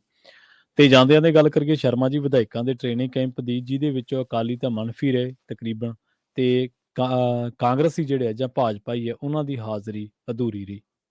ਬਿਲਕੁਲ ਪ੍ਰਵੀਨ ਜੀ, MLA ਦੀ ਬੈਠਕ ਦਾ ਕੱਲ ਪਹਿਲਾ ਦਿਨ ਸੀ। ਉਹਦੇ ਵਿੱਚ ਮੁੱਖ ਮੰਤਰੀ ਸਾਹਿਬ ਨੇ ਬੜੇ ਮਤਲਬ ਕਿ ਇੱਕ ਸਾਂਝੀਵਾਲਤਾ ਦਾ ਸੁਨੇਹਾ ਦਿੰਦਿਆਂ ਕਿਹਾ ਕਿ ਵਿਰੋਧੀਆਂ ਕੋਲ, ਜੇਕਰ ਵਿਰੋਧੀ ਪੁਰਾਣੇ ਨੇ ਸਾਡੇ, ਉਹਨਾਂ ਕੋਲ ਤਜਰਬਾ ਹੈ ਤਾਂ ਉਹ 'ਚੋਂ ਸਾਨੂੰ ਸਿੱਖ ਲੈਣਾ ਚਾਹੀਦਾ ਕੁਛ। ਜੇਕਰ ਤੁਹਾਨੂੰ ਕਿਤੇ ਦਿੱਕਤ ਆਵੇ ਉਹਨਾਂ ਦੀ ਸਲਾਹ ਲੈਣੀ ਚਾਹੀਦੀ ਹੈ। ਔਰ ਉਹ ਕਹਿੰਦੇ ਇੱਕੋ ਰੰਗ ਦੇ ਫੁੱਲ ਨਹੀਂ ਹੋਣੇ ਚਾਹੀਦੇ, ਫੁਲਵਾੜੀ ਸਾਰੇ ਰੰਗਾਂ ਨਾਲ ਸ਼ੋਭਦੀ ਹੈ। ਔਰ ਪੰਜਾਬ ਦੀ ਵਿਧਾਨ ਸਭਾ 'ਚੋਂ ਸਾਰੇ ਰੰਗ ਨੇ, ਬਸਪਾ ਦਾ ਵਿਧਾਇਕ ਵੀ ਹੈਗਾ, ਭਾਜਪਾ ਦਾ ਵਿਧਾਇਕ ਵੀ ਹੈਗਾ, ਆਜ਼ਾਦ ਵੀ ਹੈਗਾ, ਅਕਾਲੀਆਂ ਦੇ ਵੀ ਹੈਗੇ, ਕਾਂਗਰਸ ਦੇ ਵੀ ਹੈਗੇ, ਆਪ ਦੇ ਵੀ ਹੈਗੇ। ਇਸ ਤਰ੍ਹਾਂ ਕਹਿੰਦੇ ਫੁਲਵਾੜੀ ਮਹਿਕ ਰਹੀ ਹੈ ਤੇ ਅਸੀਂ ਮਿਲ ਕੇ ਚੱਲਾਂਗੇ, ਇੱਕ ਦੂਜੇ ਸਲਾਹ ਨਾਲ ਚੱਲਾਂਗੇ, ਪੰਜਾਬ ਦੇ ਮੁੱਦਿਆਂ ਤੇ ਅਸੀਂ ਤਕਰਾਰ ਨਹੀਂ ਕਰਾਂਗੇ। ਸੋ ਉਹਨਾਂ ਨੇ ਕਾਫੀ ਇੱਕ ਮਤਲਬ ਕਿ ਬੜਾ ਨਪਿਆ ਤੁਣਿਆ ਔਰ ਸੂਝਵਾਨੀ ਵਾਲਾ ਭਾਸ਼ਣ ਦਿੱਤਾ ਤੇ ਉਹਦੇ ਨਾਲ ਉਹ ਸ਼ੁਰੂਆਤ ਹੋਈ। ਤੇ ਕੱਲ ਉਹਦੇ ਪਰ ਚਰਚਾਵਾਂ ਹੋਈਆਂ, ਸਪੀਕਰ ਸਾਹਿਬ ਵੀ ਸੀਗੇ। ਤੇ ਅੱਜ ਪੰਜਾਬ ਦੇ ਸਪੀਕਰ, ਹਰਿਆਣਾ ਦੇ ਸਪੀਕਰ, ਦਿੱਲੀ ਦੇ ਸਪੀਕਰ, ਫਿਰ ਯੂਪੀ ਬਿਹਾਰ ਵਾਲੇ, ਉਹ ਸਾਰੇ MLA ਨੂੰ ਦੱਸਣਗੇ ਕਿ ਕਿਵੇਂ ਕਿਹੜੇ ਨੁਕਤੇ ਨੇ ਉਹ ਸੁਝਾਉਣਗੇ। ਸੋ ਪਰ ਨਾਲ ਹੀ ਇਹ ਵੀ ਸਵਾਲ ਚੱਲਿਆ ਕਿ ਜੇਕਰ ਇਹਦੇ ਨਾਲੋਂ ਵੀ ਚੰਗਾ ਹੁੰਦਾ ਜੇਕਰ ਵੀਰ ਦਵਿੰਦਰ ਵਰਗਿਆਂ ਨੂੰ ਬੁਲਾ ਲੈਂਦੇ, ਹੈ ਨਾ, ਜੇਕਰ ਰਵੀ ਸਿੱਧੂ, ਰਵਿੰਦਰ ਸਿੰਘ ਵਰਗਿਆਂ ਨੂੰ ਬੁਲਾ ਲੈਂਦੇ ਹਨ, ਸੋ ਚੰਗਾ ਹੁੰਦਾ। ਕਹਿੰਦੇ ਕਿ ਇਹ ਵੀ ਚਰਚਾ ਚੱਲਦੀ ਰਹੀ ਹੈ। ਪਰ ਇਹ ਸਾਰਿਆਂ ਦੇ ਵਿੱਚ ਸਵਾਲ ਇਹ ਆਇਆ ਕਿ ਇਹ ਇੱਕ ਸਵਾਲ ਤਾਂ ਇਹ ਉੱਠਿਆ ਕਿ 117, ਆਪਾਂ ਕੱਲ ਵੀ ਗੱਲ ਕਰ ਰਹੇ ਸੀ, 117 MLA ਨੇ ਤੇ 117 MLA ਜਿਹੜੇ ਨਵੇਂ ਨੇ ਉਹਨਾਂ ਨੂੰ ਤਾਂ ਟ੍ਰੇਨਿੰਗ ਦੀ ਬਿਲਕੁਲ ਲੋੜ ਹੈ। ਤੇ ਪਰ ਜੇ MLA ਨੂੰ ਵਿਧਾਨ ਸਭਾ ਦੀ ਟ੍ਰੇਨਿੰਗ ਦੀ ਲੋੜ ਆ ਪ੍ਰਵੀਨ ਜੀ, ਤਾਂ ਜਿਹੜੇ ਮੰਤਰੀ, ਮੁੱਖ ਮੰਤਰੀ ਨਵੇਂ ਬਣੇ ਨੇ ਉਹਨਾਂ ਨੂੰ ਵੀ ਟ੍ਰੇਨਿੰਗ ਦੀ ਲੋੜ ਸੀ। ਫਿਰ ਕੀ ਸਿਸਟਮ ਤਾਂ ਹੀ ਨਹੀਂ ਸਹੀ ਚੱਲ ਰਿਹਾ। ਸੋ ਉਹ ਵੀ ਇੱਕ ਟ੍ਰੇਨਿੰਗ ਆਪਣੇ ਮੰਤਰੀ ਜਿਹੜੇ ਪਹਿਲੀ ਵਾਰ MLA ਬਣ ਕੇ, ਜਾਂ ਪਹਿਲੀ ਵਾਰ ਮੰਤਰੀ ਬਣੇ MLA, ਜਾਂ ਦੂਜੀ ਵਾਰ ਬਣੇ, ਜਾਂ ਜਿਹੜੇ ਪਹਿਲੀ ਵਾਰ MLA ਬਣੇ ਤੇ ਸਿੱਧੇ ਮੁੱਖ ਮੰਤਰੀ ਬਣੇ, ਸੋ ਇਸ ਲਈ ਕਿ ਉਹਨਾਂ ਨੂੰ ਵੀ ਕਿਸੇ ਤਰ੍ਹਾਂ ਟ੍ਰੇਨਿੰਗ ਦੀ ਲੋੜ ਆ। ਪਰ ਇਹਦੇ ਨਾਲੋਂ ਵੀ ਵੱਡਾ ਸਵਾਲ ਇਹ ਕਿ ਜਦੋਂ ਵਿਧਾਨ ਸਭਾ ਨੇ ਇਹ ਸੱਦਾ ਦਿੱਤਾ, ਕੁਲਤਾਰ ਸੰਧਵਾ ਹੋਰਾਂ ਦੇ ਹਵਾਲੇ ਨਾਲ ਵਿਧਾਨ ਸਭਾ ਵੱਲੋਂ ਤੈਅ ਕੀਤਾ ਗਿਆ ਪਰ ਟ੍ਰੇਨਿੰਗ ਕਰਨੀ ਔਰ ਬਾਹਰਲੇ ਸੂਬਿਆਂ ਤੋਂ ਨੁਮਾਇੰਦੇ ਆਉਣੇ, ਇਹਨਾਂ 'ਚ ਸੰਜੇ ਸਿੰਘ ਵਰਗੇ ਨੂੰ ਵੀ ਬੁਲਾਇਆ, ਹੈ ਨਾ, ਉਹ ਸਾਰਾ ਕੁਛ ਕਿ ਹਾਂ ਚਲੋ ਆਪਣੀ ਪਾਰਟੀ ਦਾ ਉਹਨੂੰ ਵੀ ਨਾਲ ਕੁਛ ਕਰਨਾ ਹੁੰਦਾ ਅਗਲਿਆਂ ਨੇ। ਪਰ ਉੱਥੇ ਫਿਰ MLA ਦੀ ਵੀ ਜ਼ਿੰਮੇਵਾਰੀ ਬਣਦੀ ਹੈ ਕਿ ਸਾਰੇ ਹਾਜ਼ਰ ਹੋਣ। ਇੱਕਾ ਦੁੱਕਾ ਕੋਈ ਕਿਸੇ ਬਹੁਤ ਜ਼ਿਆਦਾ ਮਜਬੂਰੀ ਕਰਕੇ ਗੈਰ ਹਾਜ਼ਰ ਹੋ ਜਾਵੇ ਤਾਂ ਸਮਝ ਆਉਂਦਾ। ਇੱਧਰ ਅਕਾਲੀ ਆਇਓ ਨਹੀਂ ਜੀ, ਠੀਕ ਹੈ, ਤੇ ਭਾਜਪਾ ਦਾ 3 'ਚੋਂ 1 ਆਇਆ, ਤੇ ਇੱਧਰ ਕਾਂਗਰਸ ਦੇ ਆਇਓ 3, ਕੁਝ ਪ੍ਰਤਾਪ ਬਾਜਵਾ ਆਏ ਵਿਰੋਧੀ ਧਿਰ ਦੇ ਲੀਡਰ, ਪਰ ਆਇਓ ਕੁੱਲ 3। ਸੋ ਇਹ ਆਪਣੇ ਆਪ 'ਚ ਮਤਲਬ ਕਿ ਤੁਸੀਂ ਇਹ ਵੀ ਆਪਣੇ ਉਸ ਅਹੁਦੇ ਦਾ ਜਾਂ ਉਸ ਗਰਮਾ ਦਾ, ਉਸ ਮਰਿਆਦਾ ਦਾ ਵੀ ਕਿਤੇ ਨਾ ਕਿਤੇ ਮਤਲਬ ਕਿ ਅਣਦੇਖੀ ਕਰਦੇ ਹੋ। ਸੋ ਇਹ ਇੱਕ ਚੰਗੀ ਚਰਚਾ ਨਹੀਂ ਹੈ। ਪਰ ਅੱਜ ਉਮੀਦ ਕਰਦੇ ਕਿ ਅੱਜ ਸਾਰਾ ਸੈਸ਼ਨ ਦੇ ਵਿੱਚ ਸਾਰੇ MLA ਪੰਜਾਬ ਦੇ ਮੌਜੂਦ ਰਹਿਣ ਤੇ ਦੇਖਦੇ ਆ ਜੀ, ਹੈ ਨਾ। ਪਰ ਇਹ ਟ੍ਰੇਨਿੰਗ 2 ਰੋਜ਼ਾ ਟ੍ਰੇਨਿੰਗ ਹੈ, ਉਹ ਤੋਂ ਬਾਅਦ ਬਜਟ ਸੈਸ਼ਨ ਦੇ ਵਿੱਚ ਫਿਰ ਦੇਖਾਂਗੇ ਉਹ ਟ੍ਰੇਨਿੰਗ ਦਾ ਕਿੰਨਾ ਕੁ ਅਸਰ ਹੈ।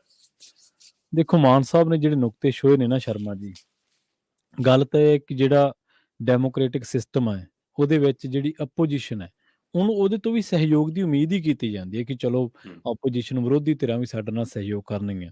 ਪਰ ਜਿਵੇਂ ਜਿਵੇਂ ਇਹ ਪਾਰਟੀਆਂ ਦੇ ਸਿਸਟਮ ਅੰਦਰ ਆਉਂਦਾ ਗਿਆ ਤੇ ਜਿਵੇਂ ਜਿਵੇਂ ਪਾਰਟੀਆਂ ਦੀ ਇੰਟਰਨਲ ਡੈਮੋਕ੍ਰੇਸੀ ਖਤਮ ਹੋਈ, ਮਤਲਬ ਵਿਹਪ ਜਾਰੀ ਹੋ ਗਿਆ, ਤਾਂ ਸਾਰੇ ਵਿਹਪ ਮਗਰ ਹੀ ਜਾਣਗੇ। ਇਹ ਨਹੀਂ ਗਾ ਕਿ ਕੋਈ ਇਸ਼ੂ ਲੋਕਾਂ ਦਾ ਸਹੀ ਮੁੱਦੇ ਤੇ ਇੱਕ ਵਿਧਾਇਕ, ਇਹ ਸਮਝੋ ਬਾਹਰ ਦੀ ਗੱਲ ਆ, ਬੜੀ ਵਾਰੀ ਇਸ ਸ਼ਸ਼ੋਪੰਜ ਤੇ ਚਰਚਾ ਵੀ ਹੋਈ ਹੈ ਤੁਹਾਡੇ ਵਰਗੇ ਮਾਹਰਾਂ ਦੇ ਨਾਲ, ਪੋਲੀਟੀਕਲ ਵਿਸ਼ਲੇਸ਼ਕਾਂ ਦੇ ਨਾਲ, ਕਿ ਇੱਕ ਜਿਹੜਾ ਵਿਧਾਇਕ ਹੈ ਉਹ ਇੱਕ ਲੋਕ ਨੁਮਾਇੰਦਾ ਵਾ ਜਾਂ ਇੱਕ ਪਾਰਟੀ ਦਾ ਕਰਿੰਦਾ ਵਾ। ਕਿਉਂਕਿ ਉਹ ਜਿੱਦੇ ਪਾਰਟੀ ਦਾ whip ਜਾਰੀ ਹੋ ਗਿਆ, ਉਹ ਬਜਾਏ ਇਸਦੇ ਕਿ ਆਪਣੇ ਲੋਕਾਂ ਦੀ ਉੱਥੇ ਮਸਲੇ ਰੱਖਣ ਦੀ ਬਜਾਏ ਉਹ whip ਮਗਰ ਜਾਂਦਾ ਵਾ ਕਿ ਬਈ ਨਹੀਂ ਇਹੀ ਤਾਂ ਹਾਂਜੀ ਪ੍ਰਵੀਨ ਜੀ, ਇਹੀ ਤਾਂ ਸਭ ਤੋਂ ਵੱਡਾ ਮਸਲਾ ਹੈ ਜੀ ਕਿ ਪਾਰਟੀ ਦਾ ਬੰਦਾ ਉਸ ਦਿਨ ਤੱਕ ਹੋਣਾ ਚਾਹੀਦਾ ਹੈ ਜਦੋਂ ਤੱਕ ਉਸ ਨੂੰ ਟਿਕਟ ਮਿਲੀ ਹੈ। ਜੀ ਜੀ ਚੋਣ ਜਿੱਤਣ ਤੋਂ ਬਾਅਦ ਉਸ ਹਲਕੇ ਦਾ ਨੁਮਾਇੰਦਾ ਹੈ, ਹਲਕੇ ਦਾ ਨੁਮਾਇੰਦਾ ਹੈ, ਬਿਲਕੁਲ ਉਸ ਲੋਕਾਂ ਨੂੰ ਜਵਾਬਦੇਹ ਹੈ। ਜੀ ਉਹ ਲੋਕ ਰਾਏ ਕੀ ਹੈ, ਉਹ ਲੋਕ ਮਸਲਾ ਕੀ ਹੈ, ਤੁਸੀਂ ਉਹਦੀ ਨੁਮਾਇੰਦਗੀ ਕਰਨੀ ਹੈ ਵਿਧਾਨ ਸਭਾ ਦੇ ਅੰਦਰ ਜਾਂ ਲੋਕ ਸਭਾ ਦੇ ਅੰਦਰ, ਜੀ ਨਾ ਜੀ ਕਿ ਤੁਸੀਂ ਪਾਰਟੀ ਲਾਈਨ ਖਿੱਚ ਦਿੰਦੀ ਆ ਕਿ ਇਸ ਮਸਲੇ ਤੇ ਸਹਿਮਤੀ ਤਾਂ ਸਹਿਮਤੀ, ਅੰਨੇ ਹੋ ਕੇ ਮਤਲਬ ਕਿ ਫਿਰ ਟਿਕਟ ਲਾਉਂਦੇ ਨੇ, ਜੀ ਹੈ ਨਾ, ਜੀ ਫਿਰ ਅੱਖਾਂ ਮੀਚ ਕੇ ਪੱਟੀ ਬਣ ਕੇ ਹਾਂ ਕਰ ਦੇਣਗੇ, ਠੀਕ ਹੈ ਜੀ ਸਾਡੀ ਸਹਿਮਤੀ। ਹਾਂਜੀ ਪਰ ਉਹ ਤੋਂ ਵੀ ਹੱਦ ਟੱਪ ਗਈ ਹੁਣ ਤਾਂ ਪ੍ਰਵੀਨ ਜੀ। ਹੁਣ ਵਿਪ ਜਾਰੀ ਥੋੜਾ ਕਰਨਾ ਪੈਂਦਾ, ਵਿਪ ਦੇ ਵੀ ਗਰੰਟੀ ਨਹੀਂ ਹੈ।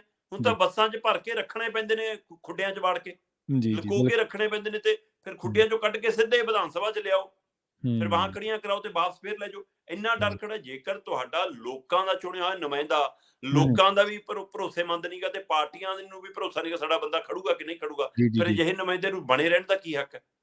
ਸੋ ਇਸ ਦੇ ਉੱਤੇ ਵੀ ਕੋਈ ਕਾਨੂੰਨ ਬਣਨਾ ਚਾਹੀਦਾ ਹੈ ਕਿ ਲੋਕ ਨੁਮਾਇੰਦੇ ਬਣਨ ਤੋਂ ਬਾਅਦ, MLA MP ਬਣਨ ਤੋਂ ਬਾਅਦ ਉਹ ਆਜ਼ਾਦ ਮੰਨੇ ਜਾਇਆ ਕਰਨ, ਪਾਰਟੀ ਦਾ ਕੋਈ ਨਿਯਮ ਉਹਨਾਂ ਤੇ ਲਾਗੂ ਨਾ ਹੋਵੇ, ਫਿਰ ਕੁਛ ਨਾ ਕੁਛ ਇਖਲਾਕੀ ਤੌਰ ਤੇ ਜਿਉਂਦਾ ਰਹਿ ਸਕਦਾ ਪ੍ਰਵੀਨ ਜੀ। ਹੁਣ ਦੂਜੇ ਪਾਸੇ ਦੀ ਮੋਟੀ ਜੀ ਮਿਸਾਲ ਤੁਹਾਨੂੰ ਮੈਂ ਦੇ ਦੇਣਾ ਸ਼ਰਮਾ ਜੀ, ਕਿ ਮੰਨ ਲਓ ਕੋਈ ਵਿਧਾਇਕ ਮਾਈਨਿੰਗ ਕਰਵਾ ਰਿਹਾ ਤੇ ਉਹਦੇ ਟਿੱਪਰਾਂ ਨੇ, ਉਹਦੇ ਟਰੈਕਟਰ ਟਰਾਲਿਆਂ ਨੇ ਸੜਕਾਂ ਤੋੜਤੀਆਂ ਪਿੰਡਾਂ ਦੀਆਂ। ਹੁਣ ਦੇ ਫਰਜ਼ ਤਾਂ ਇਹ ਬਣਦਾ ਕਿ ਜਿਹੜਾ ਕੋਈ ਹੋਰ ਕੰਸਟੀਚੁਐਂਸੀ ਉੱਥੇ ਆਉਂਦੀ ਹੈ ਜਾਂ ਵਿਰੋਧੀ ਧਿਰਾਂ ਦੇ ਜਿਹੜੇ ਦੂਜੇ ਵਿਰੋਧੀ ਧਿਰ ਉੱਥੇ ਵਿਧਾਇਕ ਤੇ ਇੱਕੋ ਹੀ ਹੋਊਗਾ, ਪਰ ਜਿਹੜੀ ਆਪੋਜੀਸ਼ਨ ਪਾਰਟੀ ਦੀ ਹੋਰ ਕਿਸੇ ਸੀਟ ਤੋਂ, ਉੱਥੇ ਨੇੜੇ ਤੇੜੇ ਦੀ ਸੀਟ ਤੋਂ ਕੋਈ ਜਿੱਤਿਆ ਜਾਂ ਕੋਈ ਹੋਰ ਪਾਰਟੀ ਦੇ ਲੋਕ ਨੇ, ਤਾਂ ਇਹਨੂੰ ਤਰਜੀਹੀ ਆਧਾਰ ਤੇ ਚੁੱਕਣ। ਪਰ ਅਸਲ ਦੇ ਵਿੱਚ ਆਪਦੀ ਪਾਰਟੀ ਦੇ ਬੰਦੇ ਵੀ ਨਹੀਂ ਚੁੱਕਦੇ, ਉਹ ਕਹਿੰਦੇ ਕੋਈ ਨਾ ਹਲਕਾ ਇਹਦਾ, ਪੈਸੇ ਇਹ ਬਣਾਈ ਜਾਂਦਾ, ਕੋਈ ਗੱਲ ਨਹੀਂ, ਆਪਾਂ ਕੀ ਲੈਣਾ। ਇਹੀ ਚੱਕਰ ਹਾਂਜੀ। ਸੋ ਇਹ ਸਿਸਟਮ ਦੇ ਵਿੱਚ ਸੁਧਾਰ ਹੋਣਾ ਚਾਹੀਦਾ। ਚਲੋ ਮਾਨ ਸਾਹਿਬ ਨੇ ਇੱਕ ਚੰਗੀ ਪਹਿਲ ਕੀਤੀ ਹੈ ਵੀ ਇਸ ਤੋਂ ਪਹਿਲਾਂ ਕਦੇ ਕਿਸੇ ਮੁੱਖ ਮੰਤਰੀ ਤੋਂ ਇਹ ਜਿਹੀਆਂ ਗੱਲਾਂ ਨਹੀਂ ਸੀ ਸੁਣੀਆਂ ਪਹਿਲਾਂ, ਪਰ ਇਹ ਪਹਿਲੀ ਮਰਤਬਾ। ਤੇ ਚਲੋ ਫਿਰ ਵੀ ਹੋਰ ਵੀ ਬਹੁਤ ਜ਼ਿਆਦਾ ਸਹਿਯੋਗ ਦੀ ਲੋੜ ਹੈ ਜੇਕਰ ਤੁਸੀਂ ਜੁਆਇੰਟਲੀ ਕੰਮ ਕਰਨਾ ਚਾਹੁੰਦੇ ਹੋ ਤੇ ਉਹਦੇ ਵਾਕਈ ਨਤੀਜੇ ਦੇਖਣਾ ਚਾਹੁੰਦੇ ਹੋ, ਚੰਗੇ ਹੁੰਦੇ। ਹਾਂਜੀ, ਚੰਗੇ ਨਤੀਜੇ। ਸ਼ਰਮਾ ਜੀ, ਇਹਨਾਂ ਖਾਸ ਖਬਰਾਂ ਤੇ ਖਾਸ ਜਾਣਕਾਰੀਆਂ ਦੇ ਲਈ ਤੁਹਾਡਾ ਬਹੁਤ ਬਹੁਤ ਧੰਨਵਾਦ ਜੀ। ਬਹੁਤ ਸ਼ੁਕਰੀਆ ਜੀ। ਸੋ ਪ੍ਰੋਗਰਾਮ ਖਬਰ ਤੇ ਨਜ਼ਰ ਨੂੰ ਆਪਾਂ ਇੱਥੇ ਹੀ ਸਮਾਪਤ ਕਰਾਂਗੇ। ਮੈਨੂੰ ਪ੍ਰਵੀਨ ਸ਼ਰਮਾ ਨੇ ਦਿੱਤੀ ਇਜਾਜ਼ਤ। ਜੁੜੇ ਰਹੋ ਪੰਜਾਬੀ ਰੇਡੀਓ USA ਦੇ ਨਾਲ। ਤੇ ਆਖਿਰ ਦੇ ਵਿੱਚ ਇੱਕ ਵਾਰ ਫਿਰ ਤੋਂ ਤੁਹਾਨੂੰ ਸਭ ਨੂੰ ਪਿਆਰ, ਸਤਿਕਾਰ ਸਹਿਤ ਸਤਿ ਸ਼੍ਰੀ ਅਕਾਲ।